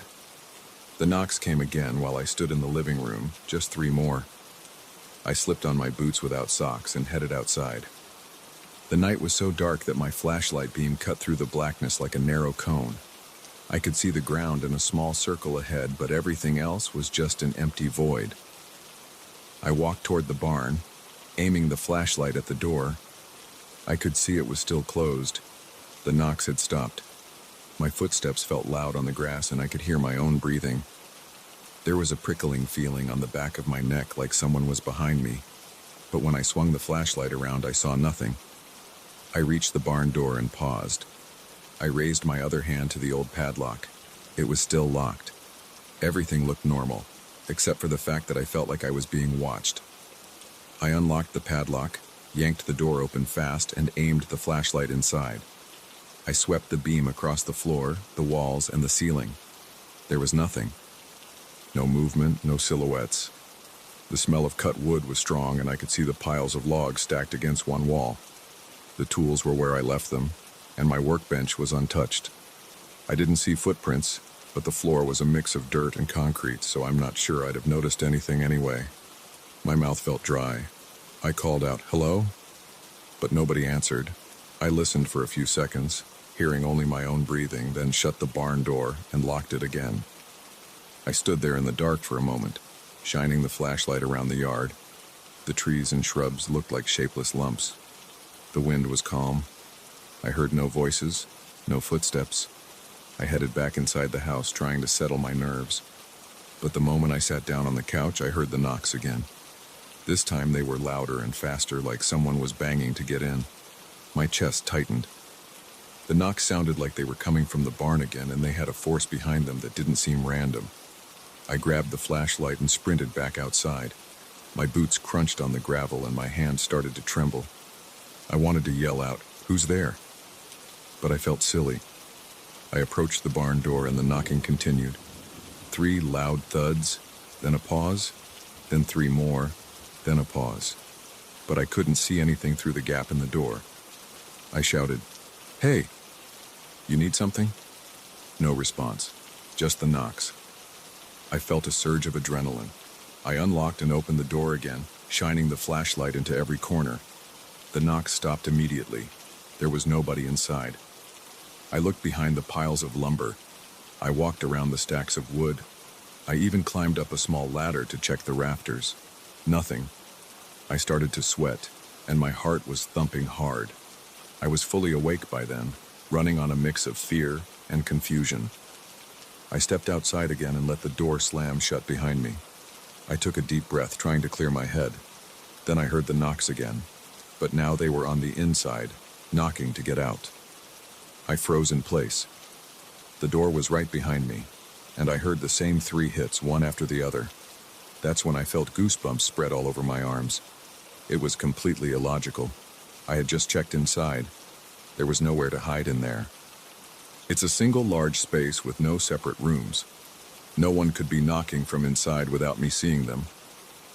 I turned around and opened the door one more time. Again, I saw nothing. No footsteps, no movement, no animals, no people. Just that stale barn smell. My hands were shaking so much I almost dropped the flashlight. My legs felt weak, but I forced myself to step in and look around again. I banged on the walls with my free hand, checking for any loose panels or hidden compartments. The walls sounded solid. I called out again, my voice echoing slightly. Still no answer. I locked the barn door from the inside this time, pulling the sliding bolt across. Then I walked around in the dark, only guided by my flashlight, examining every corner. I didn't find any holes big enough for a person to hide. I looked under the workbench and behind the stacks of wood. I checked the corners, the rafters, the ceiling. Everything was empty. I felt my stomach tighten with stress. I couldn't explain it. My brain was racing with questions. Was it possible that the knocks were coming from outside, but it only sounded like it was from inside? Could there be some trick of acoustics? Maybe it was an animal hitting the walls. But the knocks had a pattern. 3 in a row, then a pause, then 3 again. That felt too deliberate. I decided to stay in the barn for a while to see if it happened again. I sat on a small wooden stool near the door. I kept the flashlight on, sweeping it around every now and then. I tried to slow my breathing, but my nerves were on edge. The minutes passed with no noise. I started to think maybe it had stopped. After about 10 minutes, I felt my eyes getting heavy. I was exhausted, but I was also too wound up to sleep. Suddenly, I heard knocks again. 3 bangs, but this time on the wall next to me. I jumped to my feet, almost stumbling over the stool. The sound came from the outside wall. right where I had replaced some boards. I pointed the flashlight at the wall, but I was inside, so I couldn't see the outside. I rushed out the barn door, stepping into the yard again. I aimed the light at the wall where the sound had come from. There was nothing but the wooden planks. No sign of an animal or any person.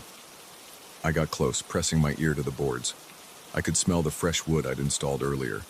Then, out of nowhere, 3 knocks sounded again, right there against the planks. It was as if someone was knocking from inside, only I was pretty sure I was the only one inside when I left a second ago. I raced around to the door and went back in. No one. That was the final straw for me. My hands were covered in sweat and my chest felt tight. My mind told me it was time to leave the barn alone and get back to the house. I slid the bolt shut one last time, locked the padlock on the outside, and practically ran back to the house. I slammed the door behind me, locked it, and stood there panting. I tried to listen for any more knocking, but it was quiet. I stood in the living room, staring at the front door, then at the window, half expecting to hear something from outside. Nothing. I sat on the couch and tried to calm down. My pulse was still racing. My arms felt like they had pins and needles. I stayed there until the early morning light started to peek through the windows. I never heard another knock that night. When the sun came up, I stepped outside again. The barn looked normal under the morning light. I walked over cautiously. I opened it up and everything was the same as before. No signs of anyone or anything. No damage, no footprints, no clues. I spent the rest of the day double-checking every corner of the property, feeling tense. I didn't talk to anyone about it. I felt too unsettled to mention it. That night, I kept the barn locked and stayed in the house. I tried to convince myself it was just random noises, wind or an animal. But every time I remembered the pattern of those knocks, I got a shiver down my spine. I stayed up late, reading an old magazine in the living room with all the lights on. I dozed off a few times, but I never heard those knocks again. Over the next couple of days, I tried to go about my repairs, but I always felt uneasy when I walked by the barn. I couldn't help but stare at it, half expecting to see something move. But there was nothing. The days went by quietly. No more knocks at the door. No more pounding from inside or outside. Just the normal sounds of a farm property, wind, leaves, and occasionally some distant animal. I finished the repairs I had planned, but my memory kept going back to that night of the knocks. I still can't explain it. I don't have any proof that someone was there, and I found no tracks or signs of forced entry. All I know is that I heard those 3 knocks again and again, even when I was inside the barn with a flashlight. I didn't see anything. I didn't find anything. But the sound was loud and clear. I can still picture myself standing in the dark, heart pounding, hearing that knocking right behind me. After my last day of repairs, I packed up my tools, loaded them in my truck, and locked the barn one more time. I drove away in the late afternoon and left the place for a while. As far as I know, no one else has mentioned strange knocks since. But I'll never forget how it felt to open that door, see nothing inside, and then hear the banging again from the other side. Even now, when I think about it, my stomach tightens, and I remember the way my hands shook when I turned the key in that old padlock. That's the story. It's not something I can explain logically. It's just what happened during those nights alone on the farm. If I ever go back to spend another vacation there, I'm sure I'll feel that tension every time I walk past the barn door. And if I hear those knocks again, I don't know if I'll have the guts to open it. Maybe I'll just let them knock. Sometimes it's better not to ask questions you might not want answered, but that's the truth of it. 3 loud knocks on the barn door, over and over, with no clear explanation. It still rattles me whenever I think about it.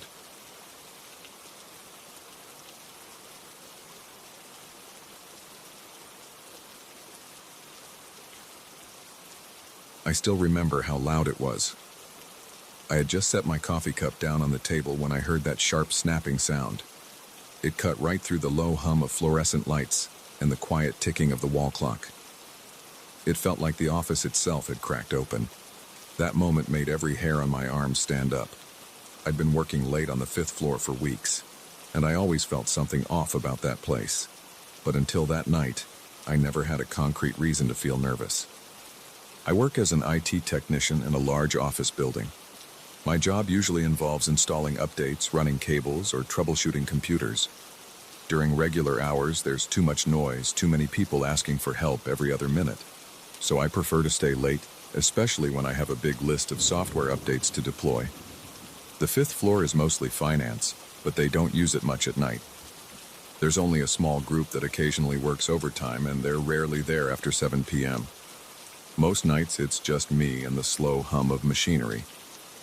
I got there around 7:30 that evening, carrying a tote bag with some tools, a few flash drives, and a small thermos of coffee.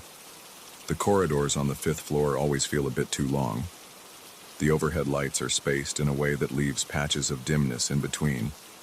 Some lights flicker before they settle. The walls are plain white. The floor is a dull beige carpet. There are a few potted plants around, but they all look half dead. I walk to the open area where about 10 workstations are set up in neat rows. I sat at the first workstation, logged in with my admin credentials, and started running the updates. The system told me it would take at least 20 minutes. I decided to do a quick run to the break room to grab a glass of water and maybe stretch my legs. The break room on that floor is small, with an old microwave and a fridge that makes this buzzing noise. There's a coffee machine too, but it's usually out of filters, or the coffee tastes burnt. I filled up a glass with water and took a few sips, but I realized I wanted something stronger. I went back to my desk, poured some coffee from my thermos into a glass cup I found on a shelf, and set it down next to the keyboard. I kept an eye on the progress bar while I sipped my coffee. The building was quiet. I could hear the ventilation system pushing air through the ducts. My nose caught the smell of old carpet and stale office air. My phone was on silent, but I would glance at it now and then. I remember feeling a little uneasy, like someone was behind me. I turned around a couple of times. I saw only empty desks and a few swivel chairs in random positions. I figured it was just my nerves. The fifth floor always did that to me. I finished the first update, moved to the second workstation, and repeated the process. By the time I started the third one, I noticed the coffee in the glass had gotten cold, so I went to take another sip. It tasted bitter and stale. I set it back down, wondering if I should just pour it out.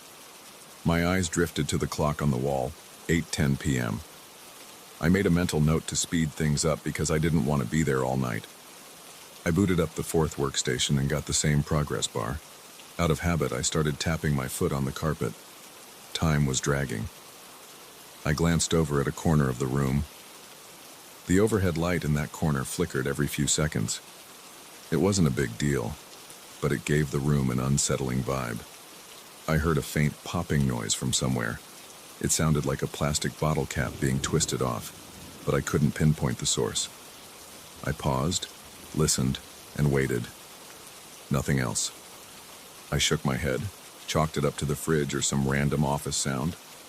By the time I stood up to move to the next desk, it was 8:45. I decided to grab more coffee, even if it tasted off. I reached for the glass, took one small sip, and realized it had cooled to a point where it tasted worse than usual. I put the glass down and stepped away for a moment to stretch. My back was sore from sitting hunched over. The place was dead silent aside from that flickering light. I walked to the window and looked out. The streetlights below were bright, but there weren't many cars. I saw a single taxi pass by. Then I heard a noise that sounded like a crack. It wasn't loud at first, more like a subtle pop. I turned toward the desk. That's when it happened. I heard a sudden explosive snap like someone had smacked a ruler against the table right next to my ear. I whipped around and saw the coffee glass on the table. The sides of the glass had a thin fracture running across them. In a split second, it expanded. I swear it looked like the glass was being squeezed by something invisible. The cracks spread outward in a spiderweb pattern, and then tiny shards rained onto the desk. My heart pounded in my chest. I could actually feel my pulse racing in my neck. I jumped back, almost tripping over a chair. My first instinct was that maybe I had done something to cause it. But the glass had been sitting there. I hadn't touched it in a minute. The coffee wasn't that hot anymore. And the room wasn't cold. There was no extreme temperature change that I could think of. The air conditioning was on a stable setting. I stood there staring at the pieces of glass. My hands were slightly trembling and I felt a chill spreading across my shoulders and arms. It felt like the entire floor had dropped in temperature, even if it was just my imagination. I decided to clean it up. I moved carefully around the shards. Some pieces were tiny, almost like flakes of ice. Others were bigger, shaped in odd angles. A small pool of coffee was spreading across the desk, and a few drips fell onto the floor. I grabbed some paper towels from the break room and started wiping the mess. The entire time, my heart was still hammering. The back of my neck felt tense, like someone was watching. I kept glancing over my shoulder. Every time I looked, the room was still empty. The chairs, the desks, and the flickering corner light all seemed normal. But I couldn't shake the sense that something was off.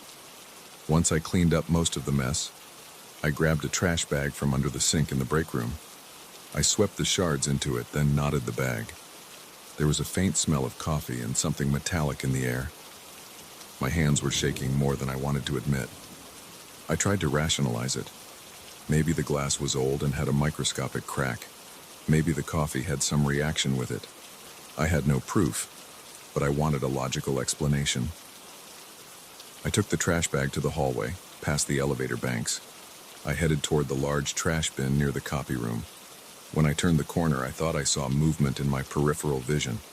It was just a glimpse, maybe a shadow shifting near the wall. I froze for a second and listened. My breath felt shallow. I heard nothing but the soft whir of the copier in standby mode. I walked over to the bin, tossed the bag in, and let out a nervous sigh. I told myself I was just paranoid. I returned to the desk area. The spot where the cup had shattered still looked damp, so I wiped it again. I glanced at the clock, 9:10 p.m. I felt this urge to get out of there, but I knew I had at least half a dozen computers left to update. I tried to calm down by focusing on the work. I told myself, I just need to finish and go home. I went to the next workstation and logged in. My fingers typed the admin credentials, but they felt cold. I could hear my own heartbeat. The screen lit up, and I started the updates. The progress bar crawled. I tapped my foot again. A sudden clang in the hallway made me flinch. It sounded like someone had dropped a metal tool or maybe kicked something. I got up, walked to the entrance of the open area, and peered down the corridor. The hallway was still empty. The overhead lights buzzed. I smelled something faintly chemical, maybe from a cleaning product. No one was there. I returned to the desk and tried to keep my attention on the computer screen. The update was at 40%. My mind raced with questions.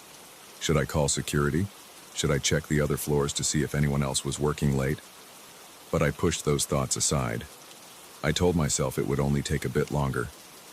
I tried to stay calm, but my body was tense. My legs felt tight, my neck was stiff. I couldn't shake that feeling of being watched. I finished that station and moved on to the next. More progress bars, more waiting. The fluorescent lights above me started that soft buzzing again. The corner light flickered. I noticed my reflection in the black monitor before I powered it up. My eyes looked tired, with dark rings under them. My hair was a bit messy and the ID badge around my neck felt heavy. I pressed the power button and typed in my credentials again. This process was second nature, but I was struggling to focus on it. At around 9:45, I checked the last two computers. I told myself, almost done. I glanced at the floor where the glass had shattered. I kept expecting to see more shards or some piece I'd missed, but it was clean. The incident replayed in my mind. The snap of the glass was so loud.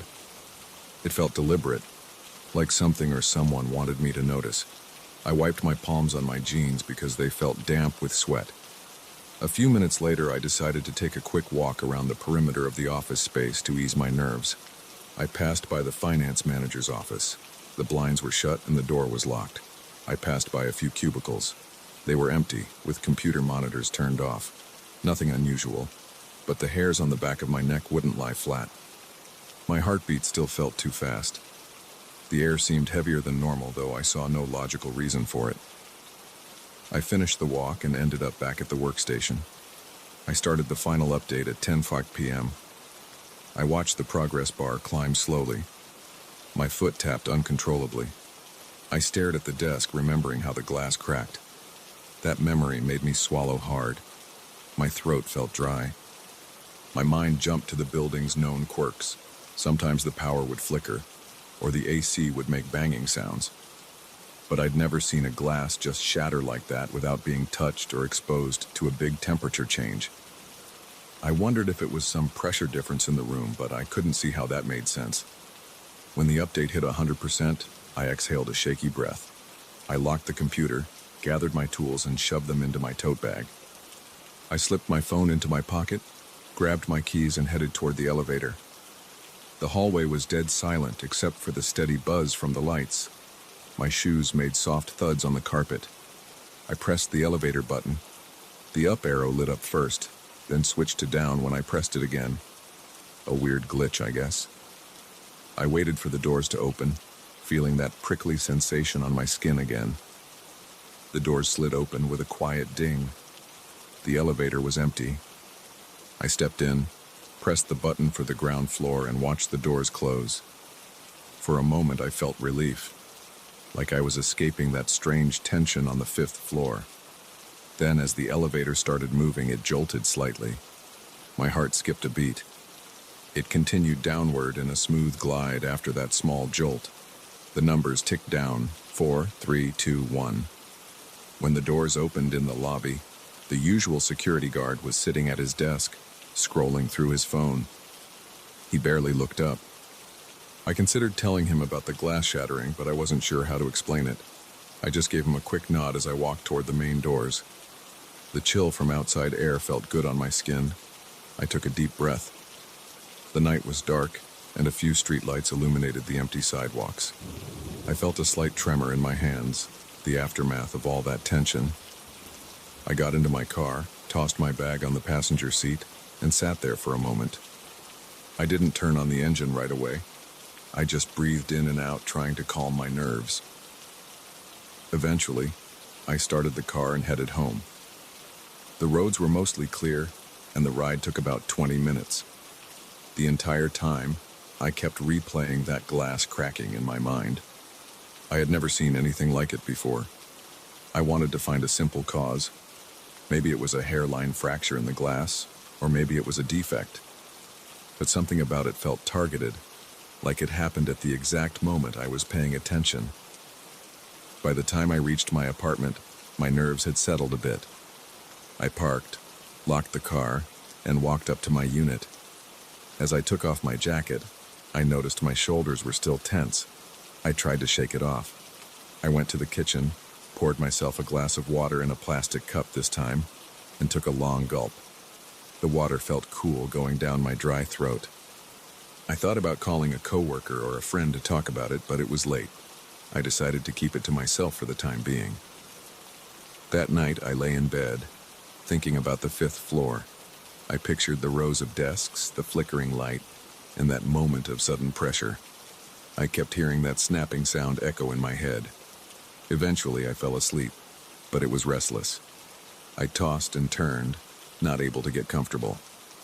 Every time I closed my eyes, I saw the glass cracking again, followed by that intense feeling of dread.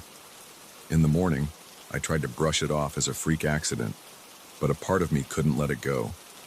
I told myself I'd avoid the 5th floor for a while, maybe do remote updates or schedule them when more people were around. I didn't want to be alone there at night anymore. I didn't talk to anyone else about it at the office, mostly because I wasn't sure what to say. A glass just exploded on me for no reason. It sounded ridiculous, still the memory is clear. Even as I say this now, I can see the shards spreading across the table. I can hear that loud snap, feel the chill crawling up my arms. I don't have a neat explanation, and that bothers me, but I'm not eager to test it again. Whenever I walk onto that floor now, I catch myself checking the desks and corners, making sure everything is normal. So far, nothing else has happened. But I'm still on edge. I keep waiting for that moment when I hear another loud crack behind me. It's a tension I haven't been able to shake. That's the story of the night I saw a glass shatter on its own. I was the only one there. and I couldn't find a logical reason. It still creeps me out to think about. I haven't used a glass cup in that office since.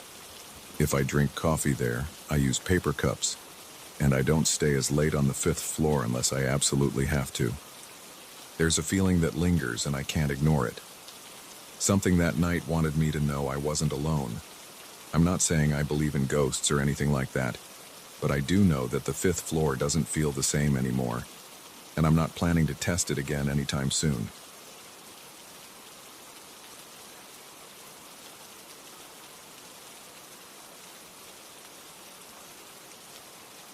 I moved into my new condo a few months ago. The place looked fine on the surface. The neighbors seemed quiet and the hallways were clean. Nothing felt off when I first arrived, but I noticed something unsettling about the parking garage. It was located in the basement below the main lobby. The walls and ceiling were all concrete. The lighting was uneven, with a few dim bulbs scattered around. There was a ramp leading down into that space, and at night, hardly anyone parked near the far end. I usually got home pretty late because of my job. My shift ended around 10:30 p.m., and by the time I wrapped up, drove back and entered the building, it was close to 11 p.m. Most residents seemed to park upstairs in the outdoor lot. They said it was more convenient and felt safer. I understood their reasoning. That underground garage gave me a strange vibe right from the start. On a particular night, I pulled in at my usual time. The ramp down was empty, and the only sounds were the soft hum of my engine and the echo of my tires rolling over the concrete floor. My headlights swept across the rows of empty parking spots. Some sections were darker than others. I took one near a far column. It was a habit. I liked parking where it felt secluded, away from the entrance. I figured fewer people would brush against my car. I turned off the engine and sat there for a second, checking my phone for messages. The overhead lighting in my spot flickered a bit. The air felt cold. I remember feeling a subtle chill on my arms. I rubbed them and took a deep breath. Then I glanced through the windshield.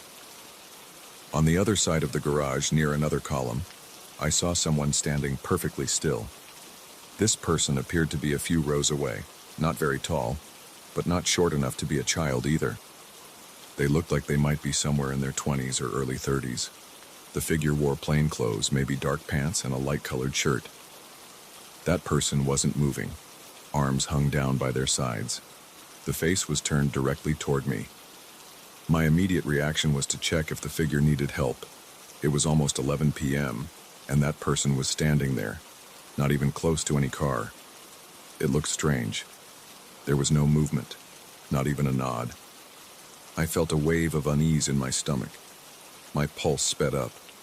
I remember blinking a few times, trying to adjust my vision to the dim lighting. I reached for my headlight switch and flicked the beams on and off once. I wanted to get some response, maybe a wave or a sign that everything was okay. Nothing happened. I turned off the headlights. My eyes struggled to readjust. I opened the driver's side door and stepped out. My shoes tapped against the concrete floor. The sound echoed. I glanced over my hood, trying to see that figure again. At first, I didn't notice anything. I took a few more steps, circling around the front of my car. The air felt stale. The overhead lights hummed.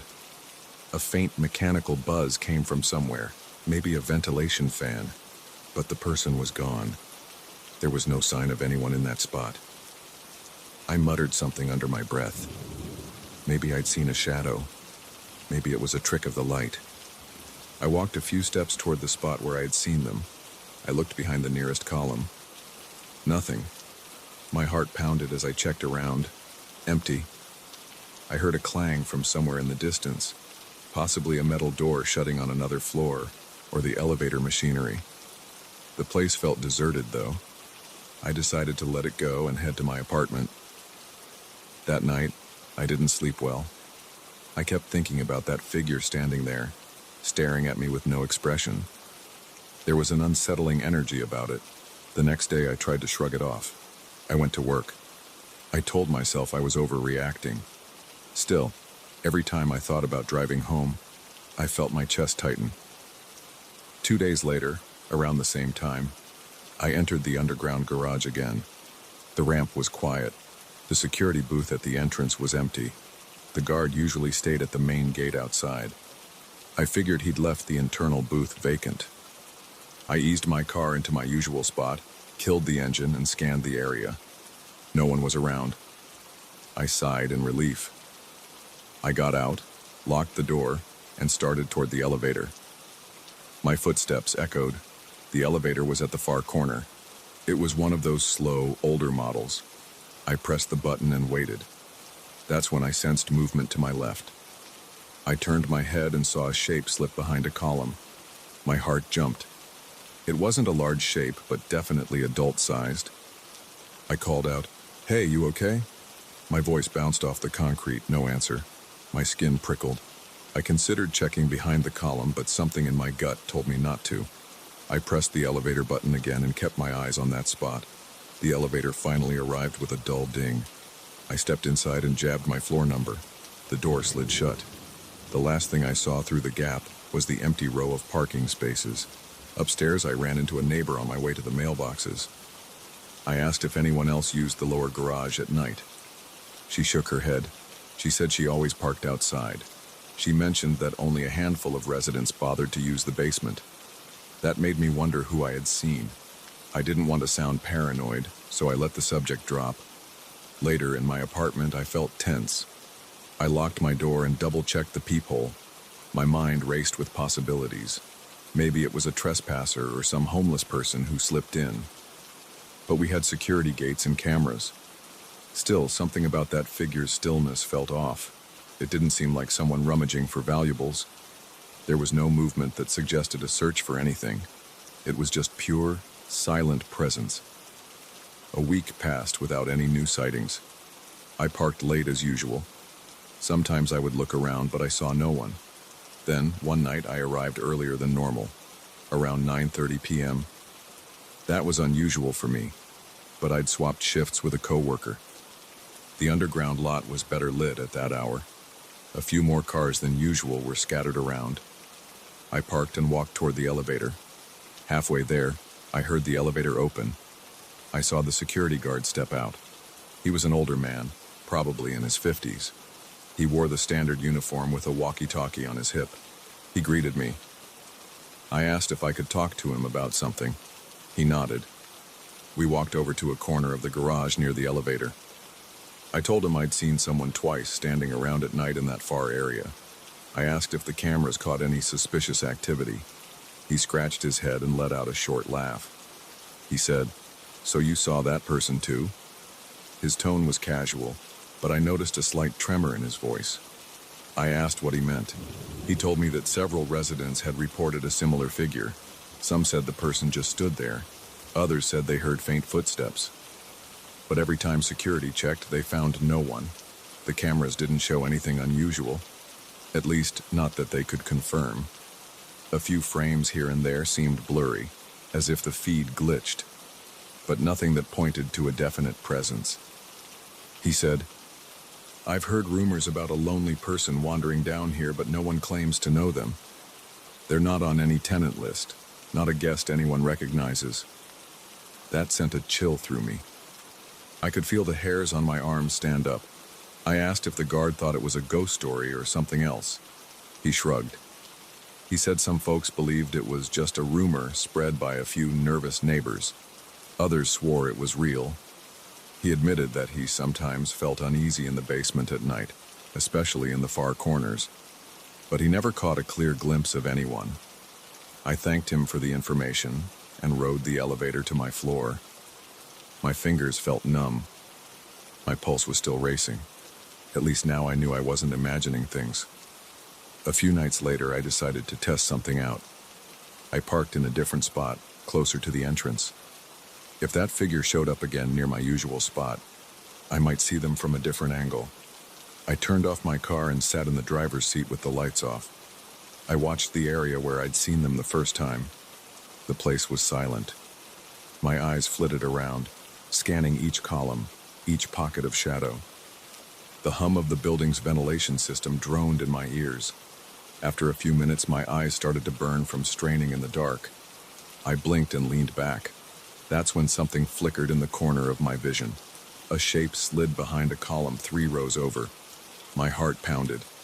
The shape was too quick for me to get a clear look, but it was definitely human-sized. I grabbed my phone and turned on its flashlight. I stepped out, shining the light ahead. The cone of light revealed concrete walls, a few parked cars, and nothing else. I took a few steps toward the column. My hands trembled. My stomach churned. The air felt stale and heavy. When I reached the column, I found no one. I let the flashlight roam around. It illuminated the dusty floor and a few scuff marks. I looked between the parked cars. The corners were empty. Not a single trace of a person. My breathing became shallow. I kept checking behind me, feeling exposed. The silence pressed down on me. After a minute, I retreated to the elevator. I felt sweat trickle down my neck. Once I got inside, I realized my heart was hammering so hard that I could hear it in my ears. The days turned into weeks. Sometimes I wouldn't see anything at all, and I'd think it was over. Then, out of nowhere, I'd catch a glimpse of that figure again. Always near a column, always just outside the range of the light. No one ever approached me or spoke. The guard kept telling me that no new evidence showed up on camera. He said other residents mentioned seeing the same thing, some person with a blank stare just standing there or moving away quickly when spotted. I started to wonder if I should stop using the basement altogether. But my assigned spot was down there, and I didn't want to fight for a free space on the street or in the crowded outdoor lot. I told myself that as long as the figure didn't come close or do anything threatening, I could handle it. I installed a dash cam in my car, angled toward the front. I hoped to catch a recording. I wanted proof that something was actually there, but the footage always showed an empty stretch of concrete. One night I stayed out later than usual, meeting a friend for a late dinner. When I pulled in, it was almost midnight. I felt my nerves spike as I drove down the ramp. The place looked deserted. I parked near the elevator this time. I wasn't in the mood to investigate. I just wanted to get upstairs. I grabbed my bag and hurried toward the door leading to the elevator lobby. As I rounded the corner, I heard a soft shuffle behind me. My muscles tensed. I spun around, shining my phone's flashlight. For a split second, I saw part of a sleeve disappearing behind the wall. It looked light-colored, possibly gray or white. My throat went dry. I walked faster. The noise of my shoes hitting the floor sounded painfully loud. I reached the elevator and jammed the button. I stood there, my back pressed against the stainless steel door. I scanned the garage, left to right. Nothing moved. My heartbeat thudded in my ears. The elevator arrived. I dove inside and mashed the button for my floor. The doors closed. I let out a shaky breath. Up in my apartment, I dropped onto the couch. My chest felt tight. I flipped on the TV just for some noise. My phone vibrated with a text from a friend, but I ignored it. I couldn't shake the image of that sleeve vanishing behind the concrete wall. The next morning, I told the security guard everything. He sighed and said he'd do another round of checks. He also mentioned that some residents were pushing for an investigation by the condo management. Nobody had reported any actual break-ins, though. Nothing was stolen. Nobody was harmed. There were just multiple reports of a figure down there who vanished when approached. Without solid proof, management saw it as speculation or paranoia. I still park in that basement. I see the guard patrolling sometimes. He shines his flashlight around the rows of cars. He's never found anyone lingering for more than a moment. Some nights are quiet. Some nights I hear a shuffle or glimpse a movement near a column. I never find anyone when I chase after the sight. It's made me jumpy. My hands sweat when I grip the steering wheel and I check my mirrors obsessively. Now I share this story because it still bothers me. I can't explain it. I've asked others in the building if they have any information about a person who might be wandering around. They either say they haven't seen anything or they nod and say, "Yeah, I've heard about that." Nobody seems to have a real answer. The security cameras continue to show normal, everyday footage. Yet every so often, a blurry shape appears on a frame or two. Then it's gone. I don't stay in that underground garage longer than I have to. I park, lock up, and head to the elevator. If I see any sign of movement, I pick up the pace. The guard told me last week that he's still keeping an eye out, but there's been no breakthrough. I don't know if it's a stranger with some strange habit of hanging around, or if it's something else that defies explanation. I just know it's real enough to make me tense up every time I drive down there. That's the situation. It's been going on for months. I haven't solved it, and management hasn't done anything special about it. Nobody's been hurt, and nothing's gone missing. But that figure is there. I see them from time to time, standing, staring, then vanishing. Maybe one day I'll get a clear shot with my phone or my dash cam. Maybe they'll reveal themselves. Or maybe I'll just keep parking and hoping that I'll never come face to face with whoever or whatever is in that basement. For now, though, I live with it. And every night, when I turn my key in the ignition and drive down that ramp, I hold my breath and wonder if I'll see them again.